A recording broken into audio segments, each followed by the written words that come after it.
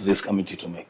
So if you wanted the ODPP to appear alongside EACC, nothing would have stopped us from doing that. Secondly, I don't think that ODPP will suffer any prejudice by EACC stating their case, because I believe what is contained here are statements of fact. No, these are just facts.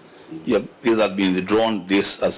So if we find it necessary to engage the ODPP on the same issues, we can always call them here. Yeah. Thank you. Yeah, thank you. Senator Dulo. Chair, I agree with Senator Wambua because this discussion is on record, and I think there is answered. And if we are serious, we should have invited both parties, if you really wanted us to go that direction. Whatever. We are serious. Whatever we are doing is very serious. Chair, let me give my opinion. Maybe it was an oversight. Let me give an opinion. So we cannot say that whatever EACC is going to say here, they are going to accuse DPP. Those are facts, and they have record for it. So, Chair, personally, I feel we should proceed where DPP feels that they can clarify on the matters raised by EACC. They have all the time to do that. And I think this is a house of record. We should allow EACC to present their case, and then we can invite DPP another time. Number two, since the report has 3 parts, maybe in the interest of time, and we have the record, they can give us the overview of the 3 parts. Then when if members have any question on the presentation, then we can actually come in. I don't know. That is my opinion, Chair. Thanks. Chair, with your indulgence, I'm not objecting that the meeting proceeds. I think I'm being misunderstood. What I'm objecting is on part 1, where DPP has been mentioned largely by the EACC. And I know in the upshot of conclusion, the EACC might, in my own assumption, I'm not there saying that the weakest link I'll fight against corruption is DPP. And we are aware, Chair, that the PPP and EACC are in bad blood. So it is fair only that I'm requesting that part 1, where DPP has been mentioned over 80% on question 1, we differ when DPP is sitting here and EACC is sitting here, and the committee will always have wisdom of inviting both parties. So I'm not against we proceed with the other parts in the interest of time. Then where DPP, we can direct Secretariat and request the indulgence of EACC so that we observe the principles of natural justice. We don't want, when we leave this room, it appears that EACC came to discuss DPP. We want the fight against corruption to be a united members, let me just say this. That is my... That the thrust of this meeting was to find out the status of implementation of our committee reports, which we forward to EACC. EACC does investigations, makes files, and they are forwarded to ODPP for possible prosecution. When a file is forwarded, we want to know when was it forwarded. Has prosecution begun? Has the matter been taken to court? If it went to court, what happened? And as they are stating in this report, there are some cases that were withdrawn by ODPP without maybe consensus with EACC members. Why don't we wait for EACC to present their case? Let them present, and then we'll make a decision as and when we are required to do so. Chair, you want to make a comment? Yes, I would like to make a comment and a clarification, Chair. The matter that we are presenting about cases that have been withdrawn is not on our own initiative. This committee wrote to us a letter requesting us to present a report on the cases that we have submitted to the ODPP and have subsequently been withdrawn. So it is not our own initiative to accuse the ODPP of inaction or anything. It is not even in bad blood, as Honorable Senator has said. So we are simply responding to your request to us to submit to you as a committee cases that have been, we forwarded to the Office of the Director of Public Prosecution and have subsequently been withdrawn. So you'll find that report is limited to that report, to that, what you requested. So we have not gone off to give you how many other cases we have presented, but specifically cases that have to do with the counties that we have presented and have been withdrawn by the Office of the Director of Public Prosecution. So I just wanted to clarify that we have not come here to accuse, but we have come in response to your request. Thank you. Thank you, Chair. I think that is very clear, members, that this was, just a minute. Chair, just a minute. With all due respect. Just a minute, Senator Cherargei. This is the request that we made. And it was possible for us to require ODPP to come here now in this meeting with the Eacc, or later on to come and explain. It is within our purview to invite DPP later on to come and explain the circumstances that led to the withdrawal of these cases. Still, we have time. We're not dying today. Maybe I want to agree with Senator Dulo that instead of going through the whole report, if it is possible for you to... With all due respect. Yes, Senator. Before you go to... Chairman, are you telling this committee it is the committee that provoked you to share with the public on this matter? And number two, you know you are denying the obvious. It is known that Eacc and DPP are not in good working terms. But it is officially noticed. Senator Cherargei, that conclusion... Just so that we are not misunderstood, because you can make that conclusion that there is bad blood after a discourse in this meeting. No, we have not even started the meeting. Chair, with all tremendous in fact, if there is bad blood, it is for them to tell us that this was withdrawn. No, Chair, let me prosecute my case. It is Wambua is a journalist. To use our time Chair, Senator Wambua is a journalist. It is judicially noticed. In legal practice, my seniors will tell you. It is no rocket science that there is difference between DPP and Eacc unless you just came into Jerusalem, which the chairman has been preaching about until he became the chair of Eacc. So my concern only is that it is judicially noticed that Eacc and DPP are not in good working relationship. And number two, Chair, which you need to correct and retract. You don't need to tell us it is on the motion of the committee that wrote to you so that you share with the public the cases that have been withdrawn by DPP. That's in bad faith, which means if PAC, through the chair, had not written to you a letter on the matters that the cases have been withdrawn concerning counties, you should not have responded. That's unfair. Don't you think, Chairman, Bishop? Senator Mogeni? I think, Chair, let's be fair. We are the one who sought for this information. If you look at our minutes, it's minuted. So let's hear what Eacc have got to tell us this morning. If at the end of the meeting we form a conclusion that we may need an engagement with DPP, we can also give them their day. But I think for now, let's be fair. I plead with my good friend Senator Cherargei. We allow Eacc to give us the information that we sought from them. Then after that, we can deliberate on what we do with the information that is presented to us. I think the senior counsel, through me, with your indulgence, through the chair. Through me. Yeah, through the chair. Just, I'll give you an opportunity. Okay. That's why I went through the pains of going through the letter to Eacc, and the last paragraph read, the agenda of the meeting will be to deliberate on the status of implementation of the committee's recommendations as contained in the report adopted by the Senate on 27th March 2025, and to consider the report on cases forwarded by your office concerning county executives and county assemblies to the Office of the Director of Public Prosecutions, but subsequently withdrawn for the period 2013 to date. I don't know where we are differing. Is it... We are different. Is it semantics? Is it the but letter subsequently was not withdrawal clear? for the period? Chair, you know, if you had agreed with me, we would have made progress with my colleagues. Because what I'm just saying is very simple application.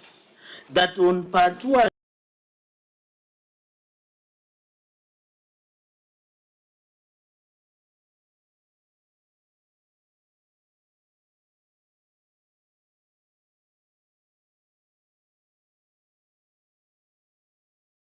where the issues of withdrawal of cases by ODPP, it would be neater and more decent to have ODPP here so that they give us sufficient reason, because the role of EACC ends at the moment they forward the file to DPP for prosecution. So after that, they will only have the view when the matter is ongoing in court. So that is why I was thinking we can do part 2 and part 3. But when where ODPPs come, you are said we are not dying today, which I believe we are not, then we can come back. If they see opportunity, you know, there's something that you're confusing me on. You are saying or indicating there is bad blood between the ODPP and EACC. And you are saying, again, it would have been neater if EACC and ODPP were here together, yet they are in bad blood. Would you get details of this meeting if the working relationship is also good? Senator Wambua. No, the blood can become good at some point. Chair, that's coming from. Whether you die or you don't die, this committee will continue doing whatever it has to do. Chair, I think let us listen to the EACC. The simple reason, again, I will repeat, we chose who to invite, and we invited the EACC. We could have invited the EACC and the ODPP. We did not do that. So let's get the information. We have a lot of issues raised with the EACC on this report. So we want them to start making the presentation, then we'll take on them on their own report. I think let's listen to the EACC, Chair. Yeah, and you know, really we forward these reports to EACC, and our counties and our people have been accusing us of inaction. That's so you call governors, you call assemblies, so what? But we've always told them we don't do investigation. We look at the reports, or we do our reports and forward them to EACC. Now we have invited EACC to come and tell us what they have done. Let's give them opportunity, members, for them to present their case or the responses. I think, Senator, you'll have to allow us to move on. So, CEO, go through the report. Okay. Maybe, as Senator Dula had suggested, you don't need to go through every case. You can look for a way of giving us an overview of what you're doing, and then we see how to progress. Thank you, Chair. Let me say that the cases that we are presenting that were withdrawn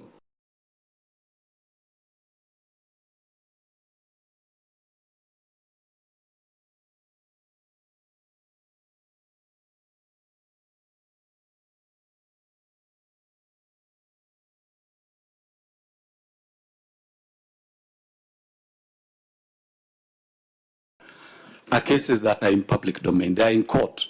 Cases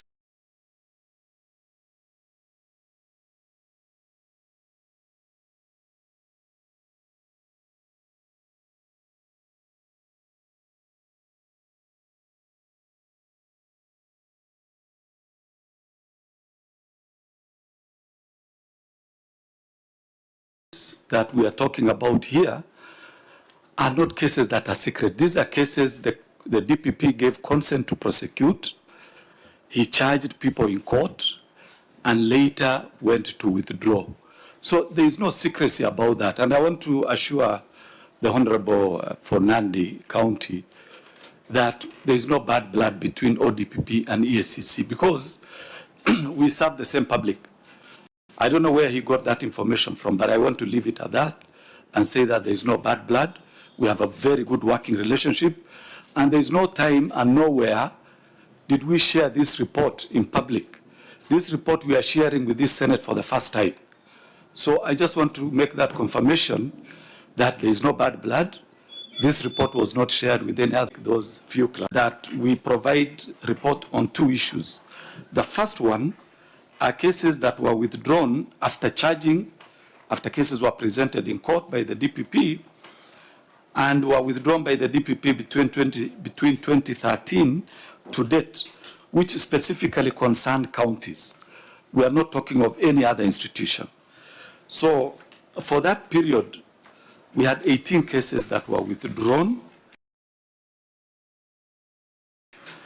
And the second table there shows the name of the county and the number of cases that were withdrawn that actually concerned that specific county. So we have the first county, which is Isiolo County, where 3 cases were withdrawn. Makueni, 1. Kericho talks about the year when these withdrawals were done.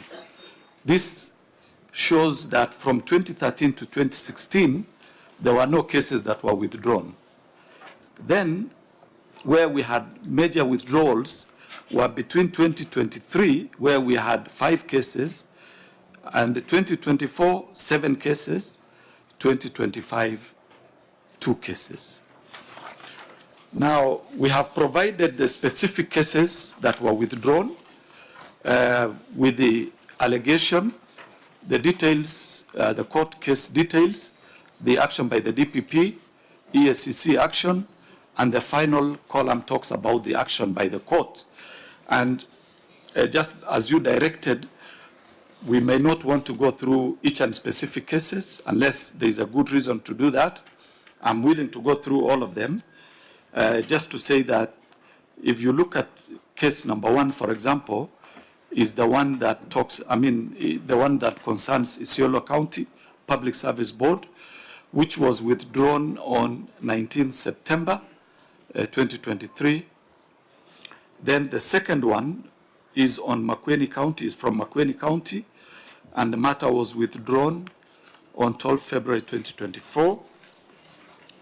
The third case, inquiry into allegation of misappropriation of public funds for the construction of Karatina Market.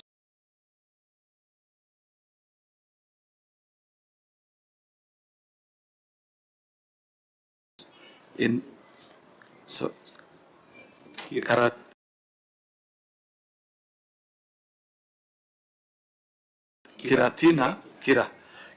Market in. So maybe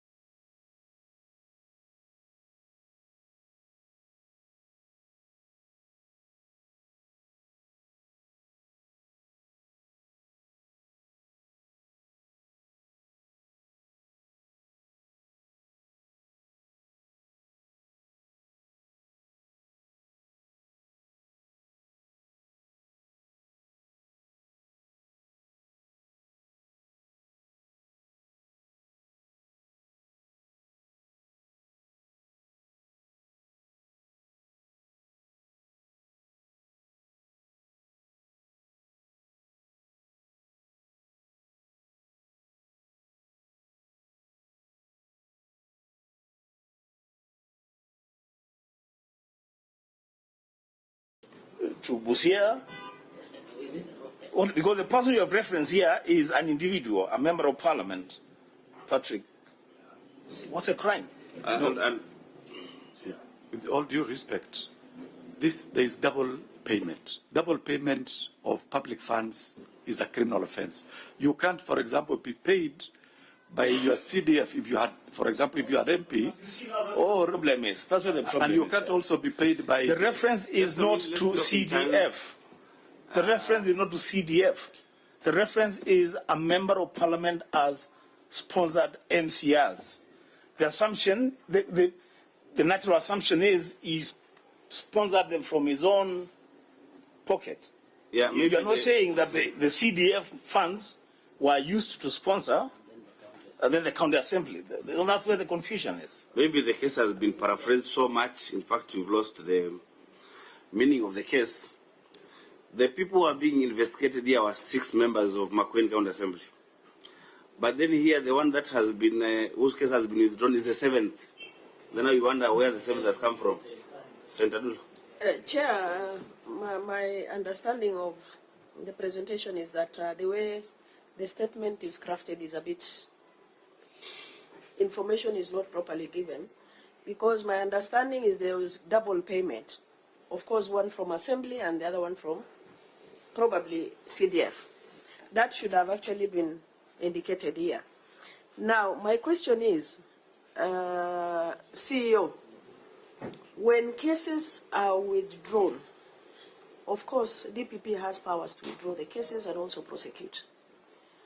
Do you have that kind of consultation between yourself and DPP so that you know this case has been withdrawn and you have been properly informed that the reason for withdrawing is ABCD, and you have a concurrence on this matter because you serve the same government? Number 2, at what level do you withdraw cases? Because like this one, it has gone through the process. The 7th accused person has been removed. And then, slowly by slowly, all the cases are withdrawn. Yeah? So, where do we go, you know? I mean, it doesn't make sense. Number 1, you have said there is loss of funds as a result of this particular case. Yeah? DPP withdraws one individual. Then, slowly by slowly, the rest of the cases are also withdrawn. I don't know whether that is with your consultation, whether the government go back its money, whether the people who have committed the offenses have been charged or not, but in this case they have not been charged. So this is a case that we have just lost as a government. Maybe we need to understand that. Thanks. CEO. Can I add so that CEO could you go through the chair? Maybe Senator Mugen first. Okay. Yeah, Chairman and CEO. Me, I am, from where I'm sitting, we have a problem. And you know, unless we come out candidly and say we have a problem as a country, we will not get a solution. Because I hear where you're coming from. If, as Eacc, a constitutional body, you are in the Constitution of the Republic of Kenya, if your work is to investigate cases, you forward to the office of the DPP. And I believe DPP is not a conveyor belt. He reads through your files. I'm sure their files will tell you this one, I don't think there is evidence. He returns them to you. Is that right? Then there are those he says, this one I can proceed. Let the court decide. Now, what you're telling us from all these 18 cases is that he concurs with your recommendation. He takes the matter forward. These guys are charged in a court of law. Then instead of the matter being decided by the court, he again comes back and withdraws these cases. And you have written, column 1, 2, 3, 4, that Eacc is never consulted. Gentlemen, don't you think we are having a problem? I mean, how can we run the country, especially on this area of war against corruption, so casually? You know, in a very casual manner, right, like this. So, me, I want you to be very candid to us, because Constitution's chairman, a Constitution is a living document. If it's not serving the country, we can amend it. If we need to amend the Constitution for EACC to do prosecution, we can do it. Because we need to be candid. We must be candid. Whether you go to the US, they have amended theirs 27 times. Australia has amended theirs 8 times. Canada, they have amended theirs 13 times.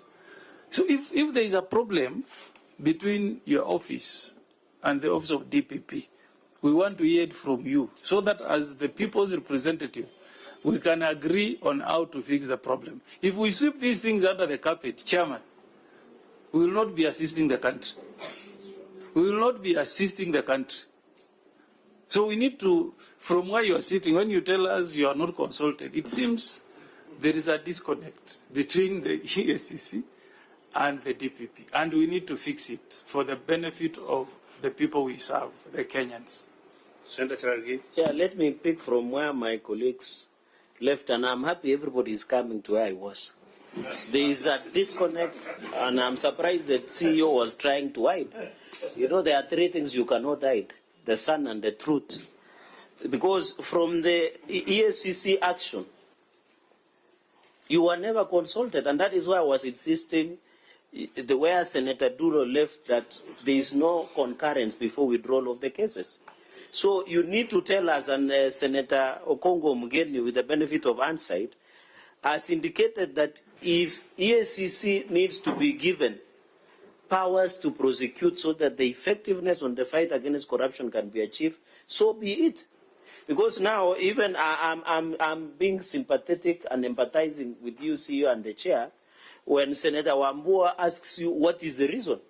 Yet in your action, you have said you was not consulted. So you don't even know the reason why this matter was withdrawn. The person who should give us a reason why it was withdrawn is ODPP. Number one. Number two, my second question, Chair and CEO, is on this EACC, Embu ACC E002 of 2021, Republic versus Onesmus, Mutomi Njuki, and 17 others. Maybe you can use this case because I can see it's has a better understanding on where. Senator Cherargei, can we clear with this one first before you go to another one? Because there are questions asked on this. My questions are tied what you had raised. He has not even done presentation on Embu. Okay, I thought you were sampling, or you were. Okay, okay, I leave it at that. But on the issue of concurrence, where Senator Dula has left chairman, it is good to be honest. If there is a problem, as my colleagues have said, tell us so that we are the lawmakers. There is nowhere else you will get the lawmaker. We are the lawmakers representing the people. If there is a problem, if ODPP is the weakest link against the fight against, accept so that we know where the problem is. Thank you, Chair. I yield back. Chair, I have some information on the same. Senator Wambua has. Okay. Just can give it to you. Yes, so, 2 things. One, to correct the impression maybe that I created to Senator Cherargei, that I was asking the EACC to tell us why the case was withdrawn. That was not my inquiry. Mine was to tell them I don't understand. From the facts presented to this committee, I don't see a case. Yeah, that's what I was saying. Now, Chair, you know, I began by declaring, making full disclosure on the bishop. And the bishop will agree with me, with all of us, that there's a story, a short one, in the Bible captured in Daniel 3, the story of Meshach, Shadrach, and Abednego, thrown in the pit of fire, and somehow there is a 4th person, yeah, in the pit. Bishop, in your case that you brought to the Senate, I see a 7th person that is not part of this case. Your case is against 6 members of Makueni County Assembly. The first withdrawal of the case is against the 7th accused person. Who is this 7th accused person? Where has he come from? So Chair. Chair, I yield back to you. I think CEO Chair, will take. let me say this. So there was double payment. Let's start from there. Number two, when this case was withdrawn by the DPP, we sued the MCAs in a civil matter. And we recovered all the money that they had been paid through a civil recovery. So what the Ethics and Anti-Corruption Commission has a control over is the recovery process. It's a civil process. We have no control over the criminal process. The criminal process, even where the DPP has withdrawn, in most of these cases, we go for civil recovery so that the public funds are recovered back. And that is what happened in this particular case. So as for Senator Wambua's seventh accused, we will need to look at the file and find out who the seventh accused person is. Then if the withdrawal was for one, what is the fate of the six, of the, is it five or six? Because then you've already gotten public money and maybe even refunded it to the county government. So that doesn't exonerate them from the criminal case. We only went for the recovery so that the public doesn't lose everything. And that is the process we do. In all these cases that are where the DPP goes for withdrawal, we go for civil recovery so that the public doesn't lose their money. Chair, can I say this? Chair, I think you have not answered my question, CEO, where I asked at what level do you withdraw cases? Because I believe once the file is handed over to you by your officers who are doing investigations, you look at the file and analyze the file and ensure that who should be prosecuted and who should not be prosecuted.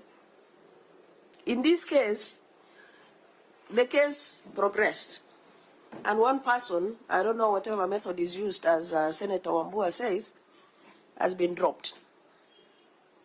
Why do you go full length and then remove one person and proceed with others?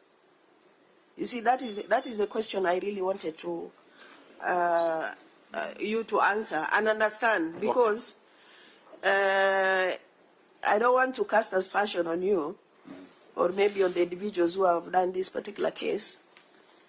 There must be something that happened somewhere, which I don't want you to disclose. But my concern is, you analyze the case and you say this is a watertight case that should proceed for prosecution. Why would this one be dropped at a later date? I thank you. So, Chair, let's remember it is not EACC that drops the cases.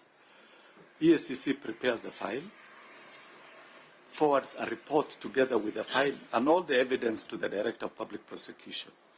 The Director of Public Prosecution reads the file and concurs that there is an offense and people are charged.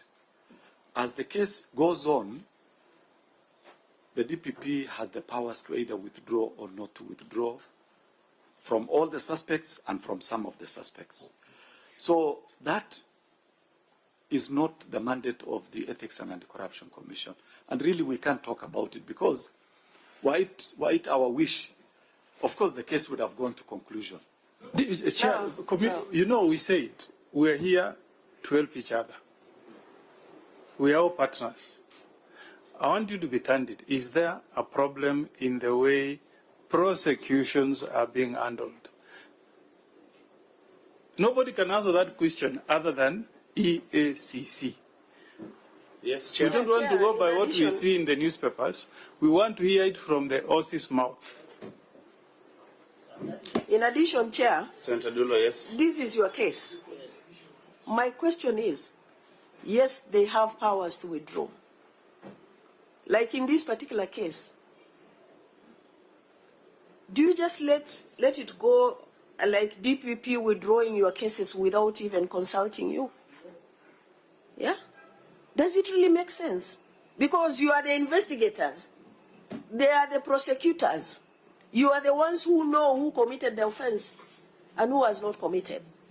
So do you just sit there and say, Let DPP prosecute whoever they want to prosecute and agree with them, or whether they will consult you or not. Bishop, I think, okay. Yeah, just to ride on what Senator Dula said. All right. Is as in, I have seen in your, let's just go back. You have said on most of these cases you are not consulted. What do you mean by not consulted? Because if we talk about bad blood and concurrence, maybe you might misinterpret that you are not working. I know these agencies are created by courts. So as Senator Dula said, by the time a matter is being withdrawn by EACC, and I saw it was live on the Obado case, and I saw one of your lawyers stood and objected that they had not been consulted, which is good because we don't, at the end of the day, apart from punishing the criminal element, we also recover our resources as Kenyans. But my concern, as Senator Dula said, at what level does, if today DPP goes to anti-corruption court in Florida House and they have a case, will they inform your officers that today we are going to withdraw XYZ case? Or does your EACC lawyers go there and do watch brief, listen and then report back? I think that is what we are asking all of us. Yeah, I think the chair was asking for Mike, or CEO maybe can go first before the chair. Just decide. Senator had mentioned, it is true, our lawyers actually watch brief. And remember, we are the ones who produce the witnesses and the evidence. We are the ones who actually come to give testimony in court, especially the investigating officer being the last person to testify. But in major cases, we have our lawyers who sit through. And when, in many cases, when the DPP makes that application, in many cases, our lawyers oppose. And it is in court record. But we have no control because the Constitution has given those powers to the DPP. He can do whatever he wants with a criminal case, as long as the court agrees. And in many cases, even where the court doesn't agree with the DPP, if the prosecutor doesn't prosecute, what can the court do really? The court will basically do nothing. So it is a fact. Our lawyers sit through, but the decent thing would be, as the investigators who have the facts, when a matter is being withdrawn, that there is that courtesy to ask the investigator, look, we are withdrawing this thing because there is a problem with this case. Maybe the evidence doesn't lead to a conviction. Maybe there is something that misses here. But when the investigator is not consulted on any of these issues, and your hands are tied because we are talking about a constitutional mandate of an individual who can either charge, withdraw, even where the court says proceed, because we've seen instances where the court says you cannot withdraw, proceed, and the prosecutor doesn't prosecute. What can you do? What can the court do? What can the investigator do? Basically, you can't do anything. Mr. Chairman, just say what you wanted to say. Thank you. Just wanted, first of all, to respond to Senator Wambua's 3 men thrown in the fire and a 4th one appeared. And in this case, 6 men were thrown in the fire and a 7th one appeared. If you check on our report there, it says 6 members of Makueni County Assembly and other county assembly. So there were more than. It is the 6 are the county assembly members, but there were others. So that's where the 7th man in the fire came from. Thank you. Maybe another question for me would be, yes, the withdrawal of the 7th accused person, yes, or of the case against the 7th accused person, was because of insufficient evidence. But we are told here that the matter was withdrawn entirely on 12 February 2024. 1 year. 1 year later. At what stage and how many people had testified by the time a decision was made to withdraw? Chair, it is indicated that no witness had testified in your report. Is it yes, true? Okay. yes, in column 2. So what occasioned the withdrawal of the entire case? Is it because they were surcharged, the officers were surcharged, Or what was the reason given for that? Because the public want to know. They know that there are assembly members who are charged and the reasons why the case was withdrawn. But Chair, to be fair to EACC, let me play the devil's advocate. They have, they are saying they have not been consulted. So I doubt if they will know the reason why the matter was withdrawn. So are you saying this is a case we ask ODPP? Yeah, this is the case for DPP because they have indicated in the EACC action that they were never consulted. So I doubt if they know the reason why it was. You're answering for them and they are here. No, I'm saying, I'm reading from their own document. Why do you want to think? I said I'm just playing the devil's advocate. Why do you want to think that they are here? No. I'm saying from their report they are saying they was not consulted. So I doubt if they have a reason as to why the matter was withdrawn. Okay, Senator Dulo. Chair, CEO is consulting, but I wanted to wrap up on this. From the deliberation and discussions we have, it's like EACC is toothless. Number two, since taxpayers' money has been used to investigate these cases, at some stage you end up losing those cases. Yeah? And we are here to learn from each other and see how we can seal those gaps to ensure that your investigations and the files forwarded to DPP are intact. What do you propose as EACC? Whether amendment of your legislation or policy change? What is your recommendation to actually seal that loophole where you refer the cases, they are withdrawn without your consultation, you are rendered, I don't want to say useless, but toothless. Thank you. Chair, are you the one answering that? Yes. Okay. Because it's related to the matter that was raised by Honorable Mugeni. And he's saying that we need to be candid. Some of you may have listened to me speak on various fora where public have raised this kind of an issue. Just this last week, we were in a forum that was organized by Eacc, an open forum, and this question came up. Now, when we were asked why cases don't move the way they should move, and where public are concerned that they are not seeing the results of the work that we do, and public resources are being utilized. One of the things I've mentioned severally is that our legal framework, the way it is designed now, and that's what Honorable Mugeni was referring to, is such that it would appear that it is for the accused persons or the suspects rather than to fight corruption. So you find that the threshold that is placed is so high, even to prove a case. But even after we have done our work to the best of our ability, and our processes are quite rigorous, I would say, as a person who has been in the Commission for just over 2 years, coming from the outside where I was among those people who are complaining against corruption, and now coming inside there, I can tell you for a fact that our teams work very hard. The process for a case to be taken from the point of a reporting, whether by a whistleblower, by AG, by Parliament, to the point where we take it to the office of the DPP for prosecution, is a very rigorous process. It is not foolproof, but it's a rigorous process.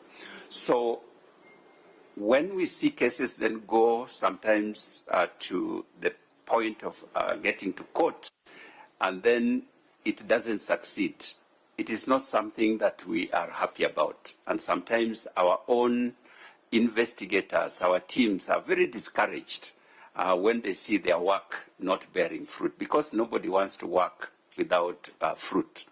And so there needs to be something that needs to be done to ensure that the work that is done by our teams and the resources, because some of this, especially in big corruption, a lot of money is spent in the investigative process. Some of them go across borders, and our teams have to go to other countries to collect evidence, and even the ones that are local.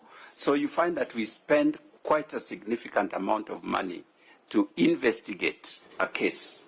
And when it doesn't come through, it is a discouragement, but it is also a loss of resources, as Honorable Senator Dulo has pointed out. So if there's something that Parliament can do, and by Parliament I mean both the National Assembly and the Senate, to rectify that situation, so that, like,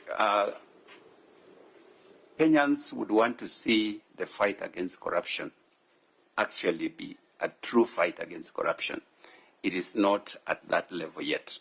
So I would leave it to... No, you can't leave it. You can't leave it because... You can't leave it because, yes. Yes, this is a house of making laws, and so in the right place, say that thing. Chair, we have said before that it would be good for us if we take our cases all the way through to court. Civil cases, as has been mentioned by the CEO, the law allows us to take our cases all the way through.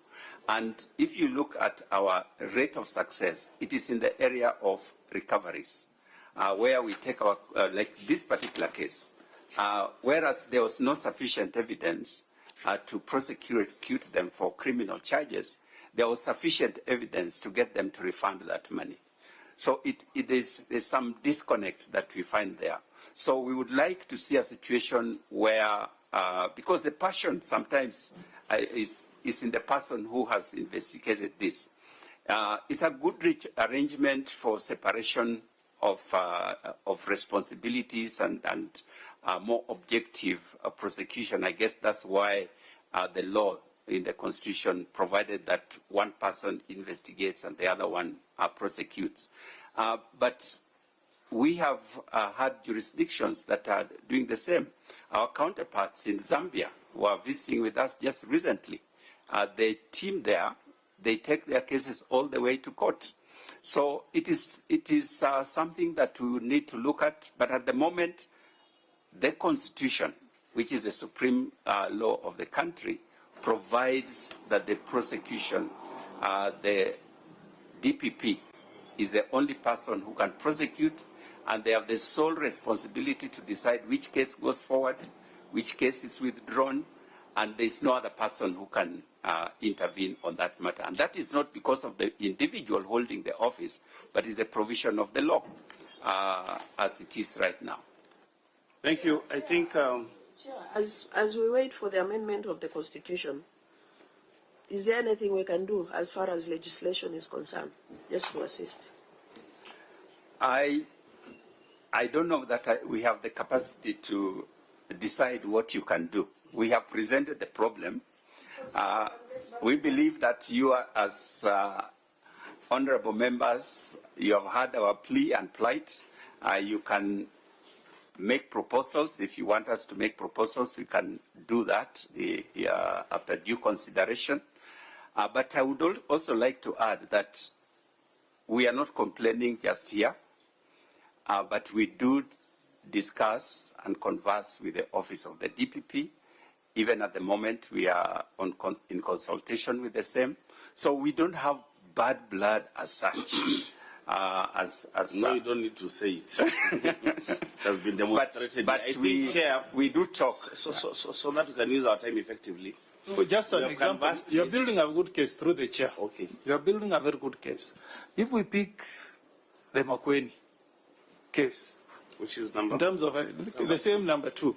Oh, yes, in terms of an estimate, how much in terms of public resources was put into this investigation? And how much was recovered? Because we want to build these the discussions to a level that we can be agents of the public out there. Okay. Chair, we actually do not have the numbers or as to how much we have put in that particular case. But a local case, like for example, in this one, there must have been some MLA because these people visited Dubai. and there was need to confirm whether they actually resided in some of the hotels, whether they boarded some flight. So there must have been some MLA and some international investigation. So in that case, you could be talking of probably in the upward of maybe 500,000 or up to 600,000 thereabout. It's just an estimate I'm giving because in most cases, we don't travel. What we do is we do an MLA to our partner institutions in those countries who also just give us the feedback. But in a normal case, you could be talking of about 500,000. There are others like bribery cases where you wouldn't even talk about 100,000, a case costing in the investigation. Members, can we agree that we test another case? Chair, before we conclude, I don't want to let this go. On the matter of consultation and the loss of cases and money incurred by government. Yes, Constitution has tied our hands. You need to do a bit of consultation and see how we can tighten up that loophole so that you don't investigate and end up the case withdrawn without your consultation and without, that complementarity as far as your institutions are concerned. So, members, if you're in agreement, go on record, please. Yes, Senator. Go on record and make some observations. Chair, my name is Senator Mwenda Gataya, Tarakaniti County. I'm a member of this committee. And Chair, I have captured some levels of frustration from... Why don't you make the observations in the next case? No, I want to wind up on this one. No, I want to make my observations on this. Okay. I think we need some more tangency approach so that we can have a solution to this problem. Because, I've captioned the chair talk about the DPP. Although he's saying there's no bottom line between the EACC and the DPP, there are some segments that are not very clear. I think we need some more tangency approach so that we can have this matter addressed fully. Because it seems there's quite a number of bottlenecks that are trying to make sure that we don't have a success story about the fight against corruption. Okay. So I requested number 4. Yes. I am imagining that all of us are in concurrence that we look at number 4. Maybe, CEO, go through number 4. We see what happened. Okay, thank you. If you look at the inquiry, Chair, it says inquiry into allegations of corruption and procurement irregularities against Honorable Onesmus Mudomi Njuki, the Governor, Tharaka-Nithi County, and government officials in the procurement and award of tender to supply, install, and commission a solid waste incinerator. So, Chair, this one, we also prepared the file, forwarded to the Director of Public Prosecution. He concurred with our... Sorry, as you proceed, do you have the charge sheet on this one? No, we don't have the charge. Or somebody in your office can share. We are now digital. We can share. Can it be shared with one of our officers so that we look at it in detail? George? The charge sheet can be shared. We are now digital, CEO. No, it will be brought while we are speaking. Thank you. Thank you.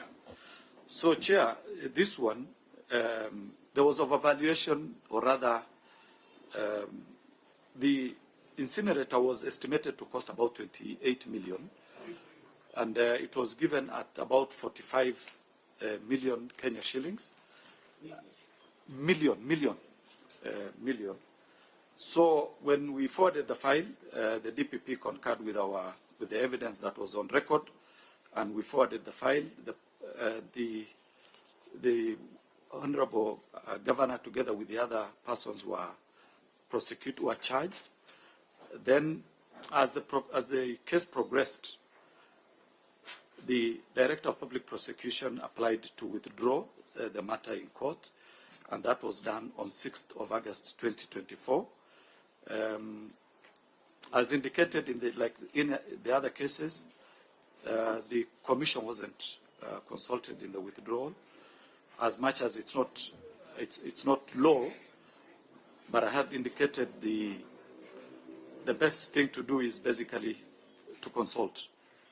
So, but we will provide the charge sheet as we progress on. Maybe let me hear. Yeah, so maybe the reason was to to review the evidence in the file on request of the first accused person. Yes.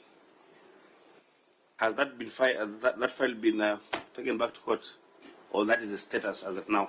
No. That is when he was calling. withdrew. Eh? The case is Withdrawn. So, Let's understand, the law says prosecution, corruption cases should be finalized within 6 months. That's in the law.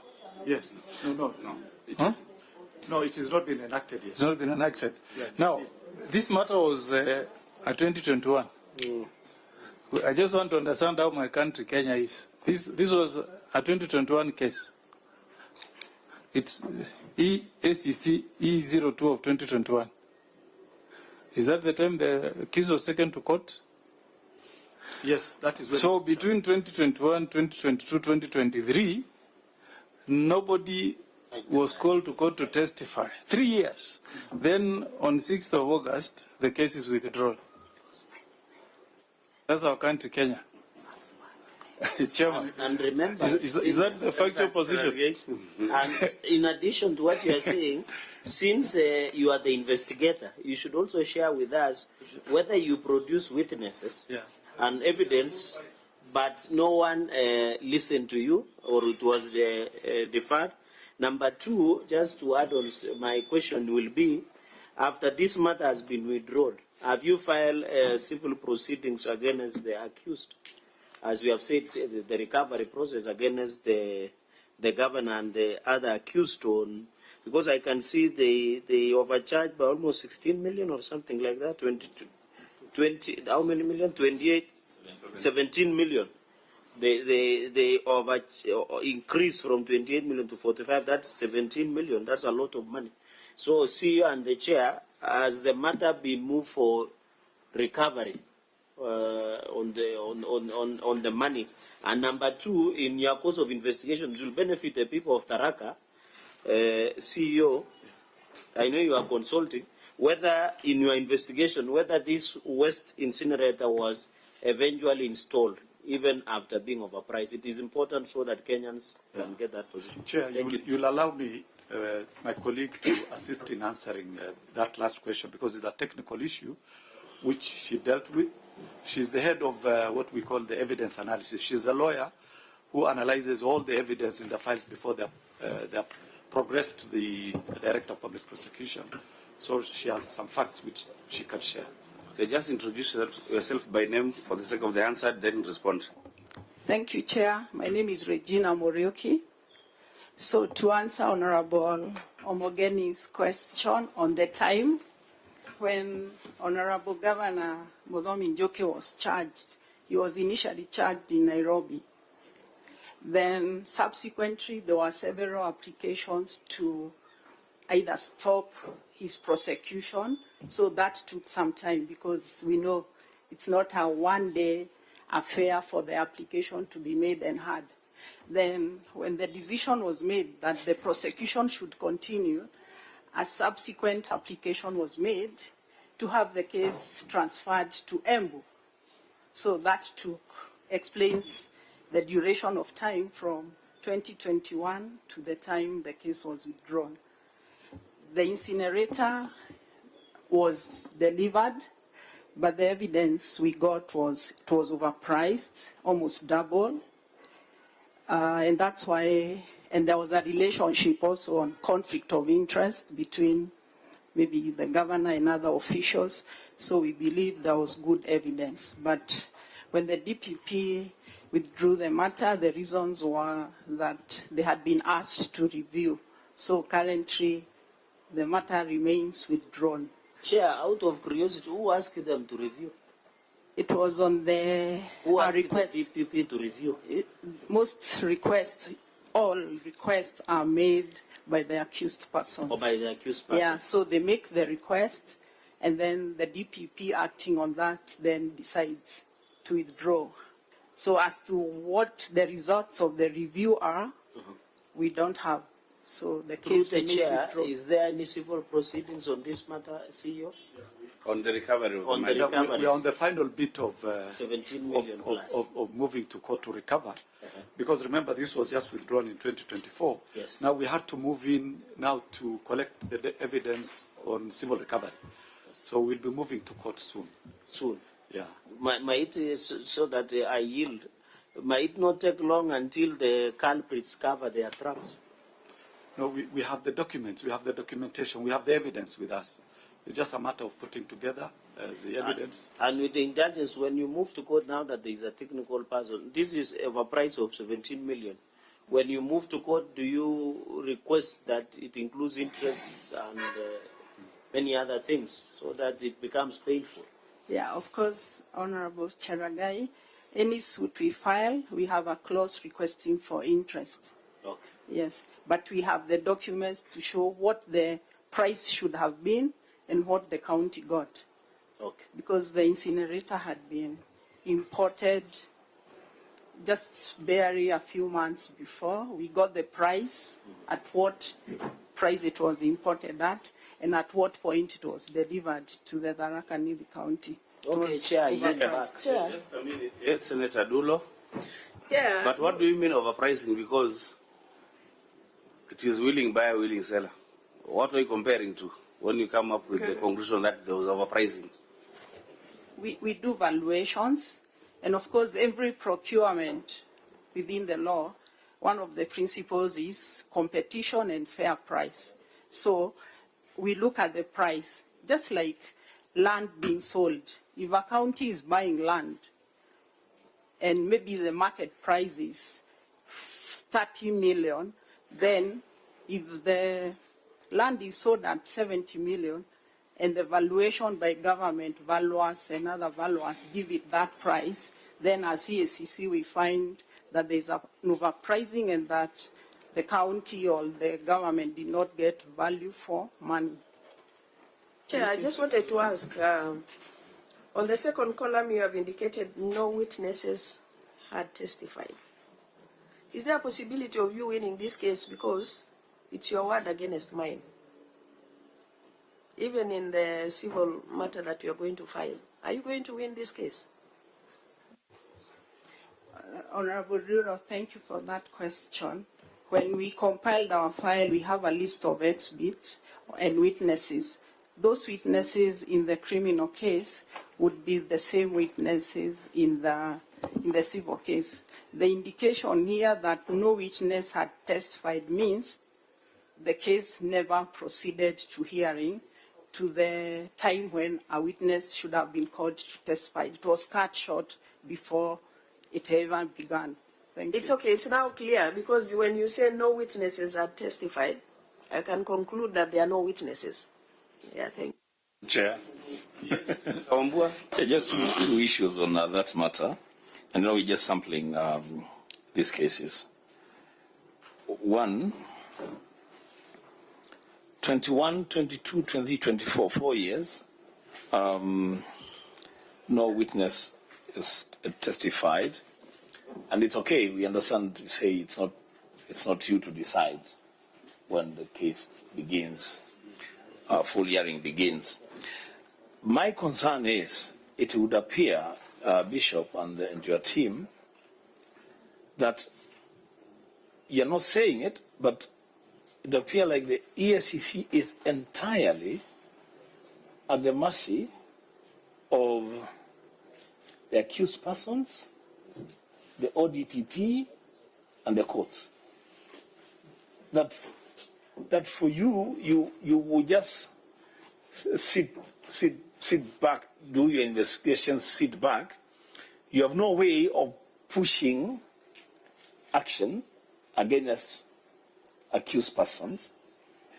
I had taken issue when Senator Dulo was referring to the Eacc as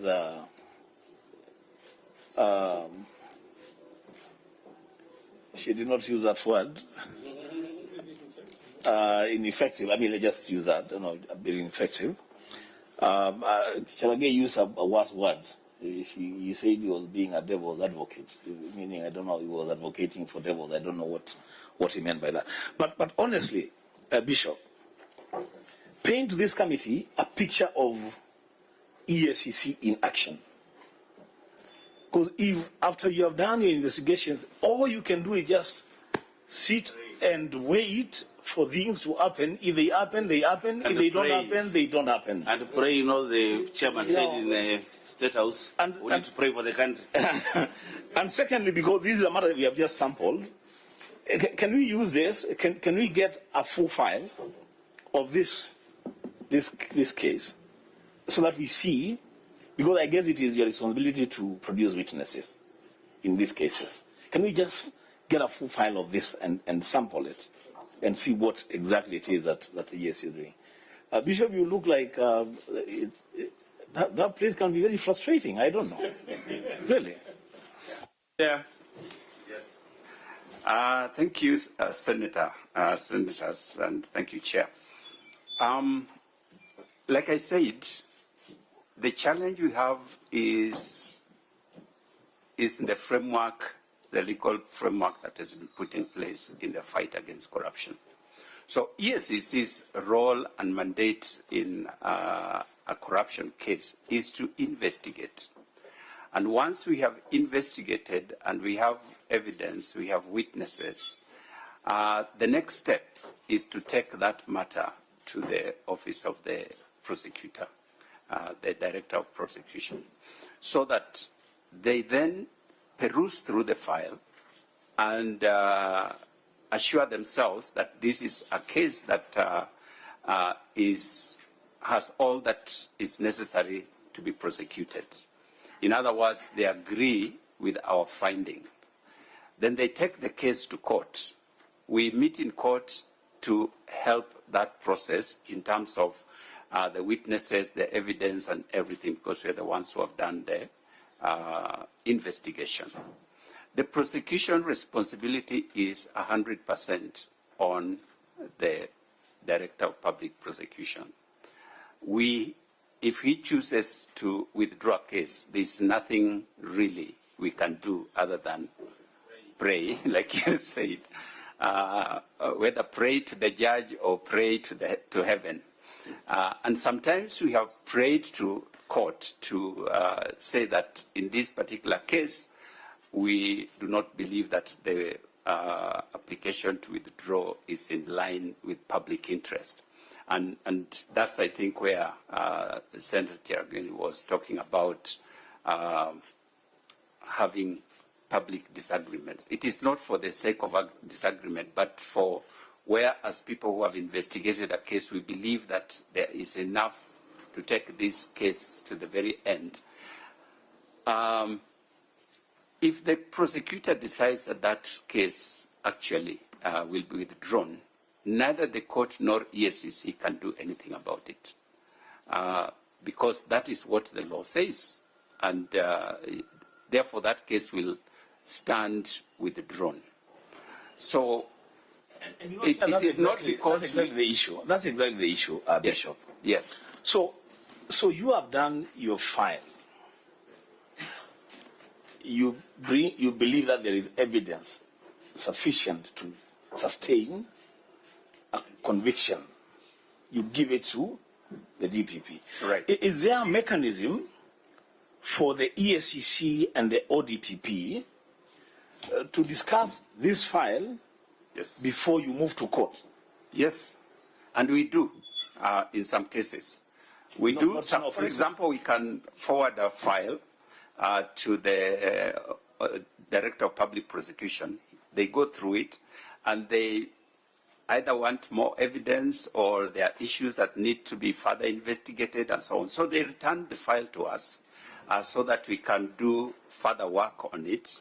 And then once we are through with that, we retake it back to them so that they can now proceed and take it. So by the time a file is being taken to court, under normal circumstances, there is it's generally agreed both between the prosecutor and the investigator that there's a case to answer. So really, consultation is part of the process, and we do consult. Even as we sit here today, that's why I was saying there's really not bad blood. It is a whole issue of the processes and how it happens, because we do consult even in cases that are ongoing. We continue taking files to the office of the prosecutor, and they have they come back to us and say, here, we don't believe that we have enough evidence. Can you do further investigation? Can you get more documents or whatever it is that they would want?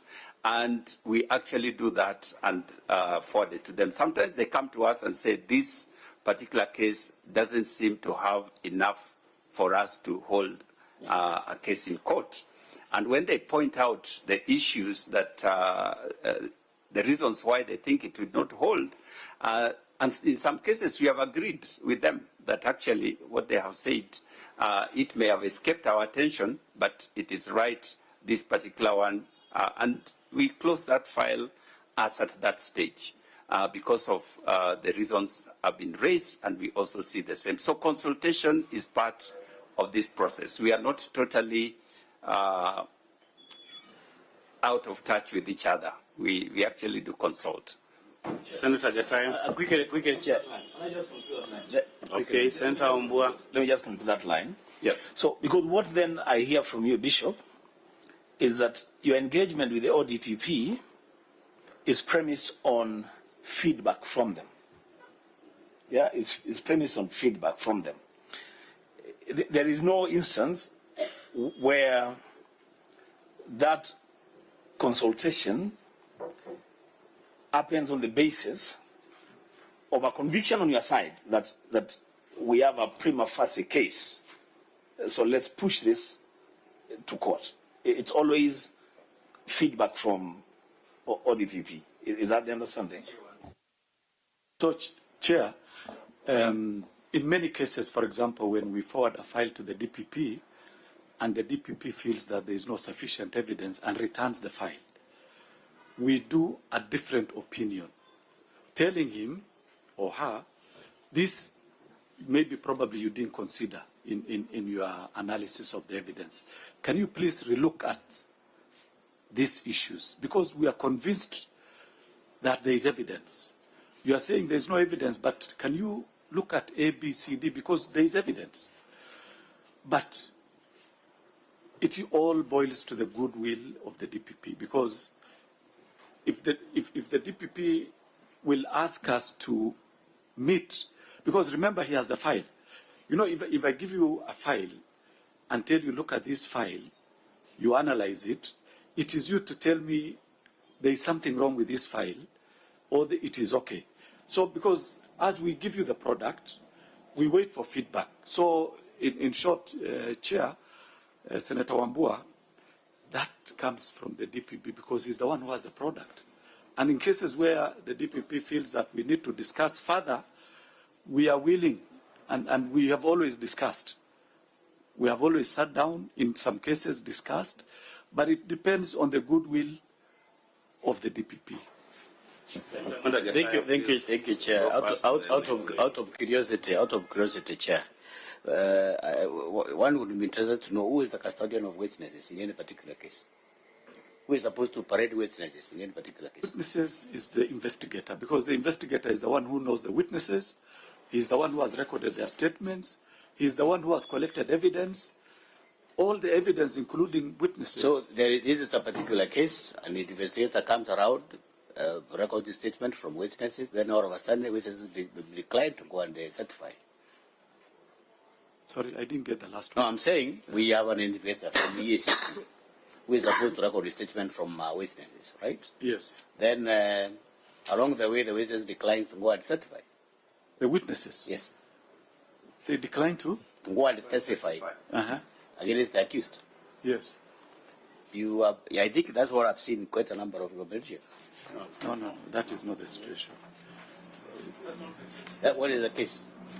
Because I think the case is simply that your witnesses are never called. The case is withdrawn before you even present witnesses. Yes. I think that's what you are telling us. Is that what you're saying? That's what is happening. That's what they are telling us. It may shock you, but that's what is happening. So another concern. They are not given a chance. What you are telling us, you are never given a chance to present your witnesses. Before you get a chance to prove your case, it's withdrawn. No, another concern, Chair, is there a designated team, maybe from the Eacc, this is the team that's supposed now to make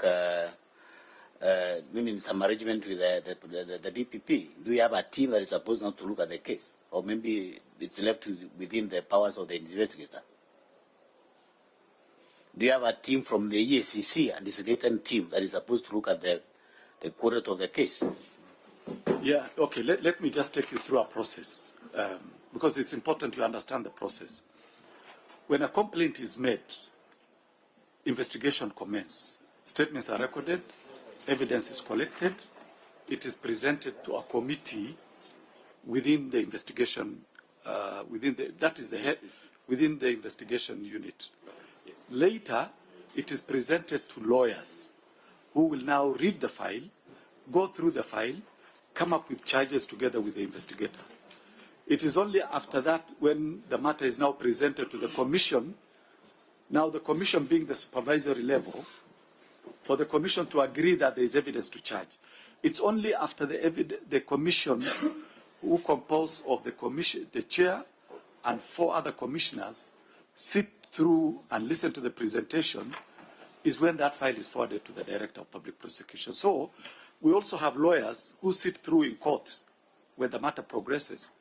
So it is a very thorough process, that investigations goes through. Thank you. Chair, Yes, Senator Dula. just to follow up from where CEO has left. He says there's always thorough investigation carried out on these files. But what is appearing in the report they have just presented, if you look at the Eacc action, all the cases are withdrawn without consultation. And if we translate that into the monetary term, that the government is losing money, what do we say? Because I still go back to the statement by Cherargei that we rubbished him at the beginning, where we said that there is no bad blood between Eacc and DPP. Because if there is proper consultation, even if he has powers, honestly, and this is your case, he doesn't know how much money you have put into investigation. And he just sits there, withdraws the case without consulting you. Does that worry you? Because I'm looking at 17 cases. All the cases are withdrawn without your consultation. Surely. There is a problem in one of the institutions, whether dissolve Eacc or we dissolve DPP. I mean, what do we say? Yeah. I'm sorry to say that. I'm just, that's the truth. I'm just reacting to what we are presented here. It's not that I have anything against Eacc or DPP. We're just looking on how we should help this country. Yeah, Chair. Or otherwise, you give us a solution to this problem, because there is a problem, CEO. Yeah, I agree there is a problem. But CEO, so that you can answer that same line of what Senator Dulu has asked, is that most of these cases are occasion loss of funds. Have you tried to quantify how much funds have been lost as a result of withdrawal of these cases by ODPP without consulting you? Number 2, the assertion by Senior Counsel Okongo Mogeni that the cases are withdrawn without going to trial, without you being allowed to present witnesses. Is it true for all the cases that they are withdrawn before going for trial? So, Chair, it is not true that all cases are withdrawn before trial. Some actually are withdrawn when all the witnesses have testified, or even one witness remaining. So it depends on specific cases. Cases here, what we have given you basically are only on counties. If you look at the national government... Sorry, CEO, to interrupt you. You know, I went through only one case, that number 1. Those were 10 out of 18 witnesses had testified. If you look at case number 2, 3, 4, 5, 6, 7, 8, 9, 10, 11, 12, okay? 13, it's all the same thing. Yeah. So it runs through. You're never given a chance to present your witnesses, at least from what you have told us. Yeah. Yeah. So yeah, I'm talking of generally. No, we are concerned with this one because, you know, Malcolm, you have Section 7 of DPP Act.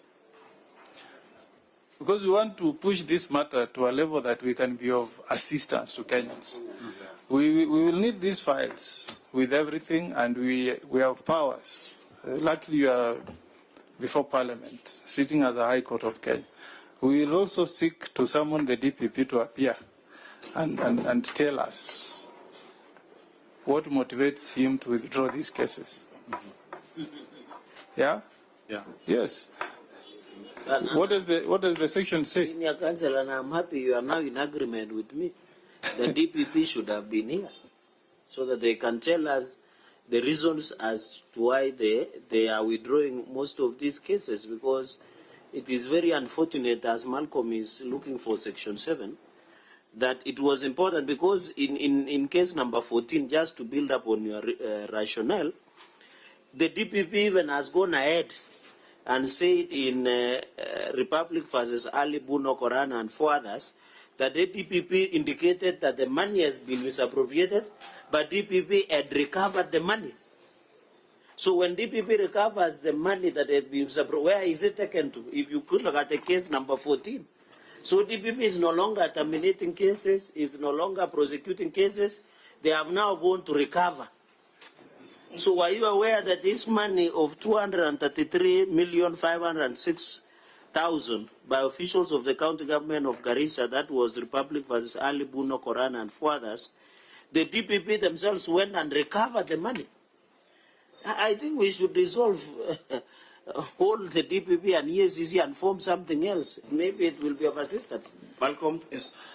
Chair, Section 7 of the Office of the Director of Public Prosecutions Act reads as follows. Subsection 1, as soon as practicable at the end of each financial year, the Director shall submit a report to the President and Parliament on the performance and overall fulfillment of the object and purpose of the office under the Constitution, this Act and any other written law. Subsection 2, at any time the President, the National Assembly or the Senate may require the Director to submit a report on a particular issue. Stop there, yeah.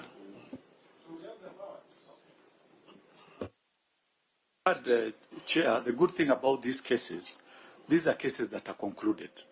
So it would not bar anybody from reading this file, because these are basically concluded matters. You know, if they were live in court or investigations ongoing, there would be some consideration. But when a matter is completely concluded and closed, and the matter is withdrawn from the court, maybe just so that the conversation is in context through the indulgence of the chair. For example, case number 14, where DPP recovered the misappropriated funds of over 233 million. Do you have a view of such? You know, this is unique. The others were just withdrawn. So is this money recovered? Is it within the view? I thought you are the ones who are supposed to do civil recovery proceedings. Well, Chair, we are not in view of this. We are not aware of any recoveries by the DPP. We are not. But you have indicated, can you have a view, CEO, with your indulgence, can you have a view on case number 14? Maybe I can allow Regina to explain. Yes, because it says in Eacc action, DPP indicated that the review of the evidence had established that the funds misappropriated had been refunded. So, Senior Counsel Okongo Mugeni and the former chair of Eacc, was it called Kenya Anti-Corruption? No. This unique. So this, you guys arrested the officials of, I think the then governor and other officials, prepared the file, forwarded to the DPP saying, no, we will not prosecute them, murudisheni pesa tu, na muende nyumbani. You know, it is so tragic. Waliambia rudisheni milioni 200, don't worry, just go home. And Regina, you want to say something? Regina? Chair, maybe before Regina says something on that issue, No, it's a serious matter. It's not a small matter. It's a very serious matter. Because you are the ones who have done investigations, then ODPP comes and tells you 233 million has been recovered. And that's it. I mean, that's just it. You know, you don't ask to, I mean, that's it. You have your file that tells you that this money has been misappropriated or stolen. You give it to someone to prosecute, they tell you, hii pesa imelipwa. Funga file. And that's it. What's your recourse? What's your recourse? You know, I'm saying this, Chair, because we had a similar matter. I think it was in Nyamira, where somebody had paid themselves some 6 million or something. You prepare a file, you want to charge the governor for paying himself. Point of information. Yes, you can inform me. It is the governor Nyaribo who overtook the money and decided to return, yani rudisha tu, and you go home. That's what I'm saying. I mean, you pay yourself. Yes, you see lands on you, and you realize, hey, there's a problem here. So you go and have arrangements with the ODPP, you return the money, funga file, you know, move on. What are we doing, good people? What are we doing? Let's give Regina an opportunity. There's something you wanted to say. Thank you, Chair. I just wanted to confirm that it's not factual that the DPP recovered this money. This was money given under the Kenya Urban Support Program, which is being given to the counties for infrastructure and all. So the money, once it was sent to Garissa, it was misappropriated instead of being used for the purpose for which, he's asking, for which it had been given. Asking, yeah. So there is no recourse, simply because DPP has said the money was recovered and they withdrew the case. There is no recourse for you to say no. No, I think you're saying the money is not recovered.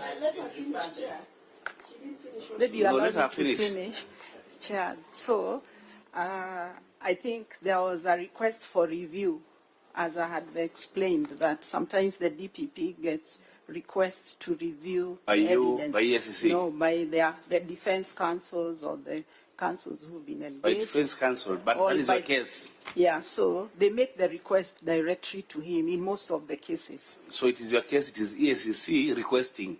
Not Eacc, Chair. The lawyers are asking on your behalf, because it is your case? They're asking on behalf of their clients who have engaged them. Okay. So when a review was sought, I think one of the reasons given was that after the money had been misappropriated and sent to other functions, that there was evidence, they alluded there was evidence that later that money was given back to the county. Yeah. So it is on that basis that the DPP says. So because it's your case, Regina, yes. Do you ask to see that evidence? Do you ask to see evidence that this money that I was following has been returned? I think there is a pending investigation with regard to whether actually that money went back or was used for the purpose. I thought you were saying factually that money was not. It seems he is making. Are you saying there is an investigation ongoing from some other quarters? Maybe. I you need to be honest. Yeah, Your being chairman honest. is a bishop. Yeah. You need to be honest. We are being honest, Chair. Are you aware whether this money was refunded, yes or no? She's not aware. If you are not aware, it's not an offense. We are not. Allow the CEO to respond. Yes. Not aware. Yeah. Yes, so if this money has been lost. Okay, now you are making it worse, Senator Dulo. Then I would rather the bishop respond. The bishop can be the one responding on this 233,506,000 shillings that was allegedly misappropriated. But the DPP said it had been refunded. If you look at the case, court action, you have said under Section 87A of the CPC Criminal Procedure Code, the case had been withdrawn. So where is this money that was meant to develop Garissa is? And that is why I'm asking this, although I don't know, I'll ask the chair, is there an intention of doing civil recovery on these 233? And is there, Chairman, you know, I get conflicted by your statements because at some point you are saying through the chair, you normally engage with DPP. At some point you say there is a disconnect. Now that at some point, let me use the part that you say you engage. Let me leave the part that you don't engage. Have you engaged them on this 233 million belonging to the great people of Garissa, whether it has been refunded? Thank you. I think our Regina has mentioned that that matter is not conclusive. It's not conclusive. So we are not sure of whether this money was refunded, and if so, how. Because in some of the cases, so this is your case. We're supposed to be sure. yes, and I think we have. I think, Chair, we have said that whereas we are investigators, we investigate cases, we prepare evidence, we get witnesses, and we get convinced that here is a case that The is problem watertight. here Okay. is your officer, Yes. whom we had delegated, that's Regina, to answer on your behalf, said with certainty that money has not been refunded. That's why we Very say emphatically. yes. So we are asking, has that money been refunded or not? And through the The chair, answer is no. Bishop, Chairman, Yes. we are aware of your role.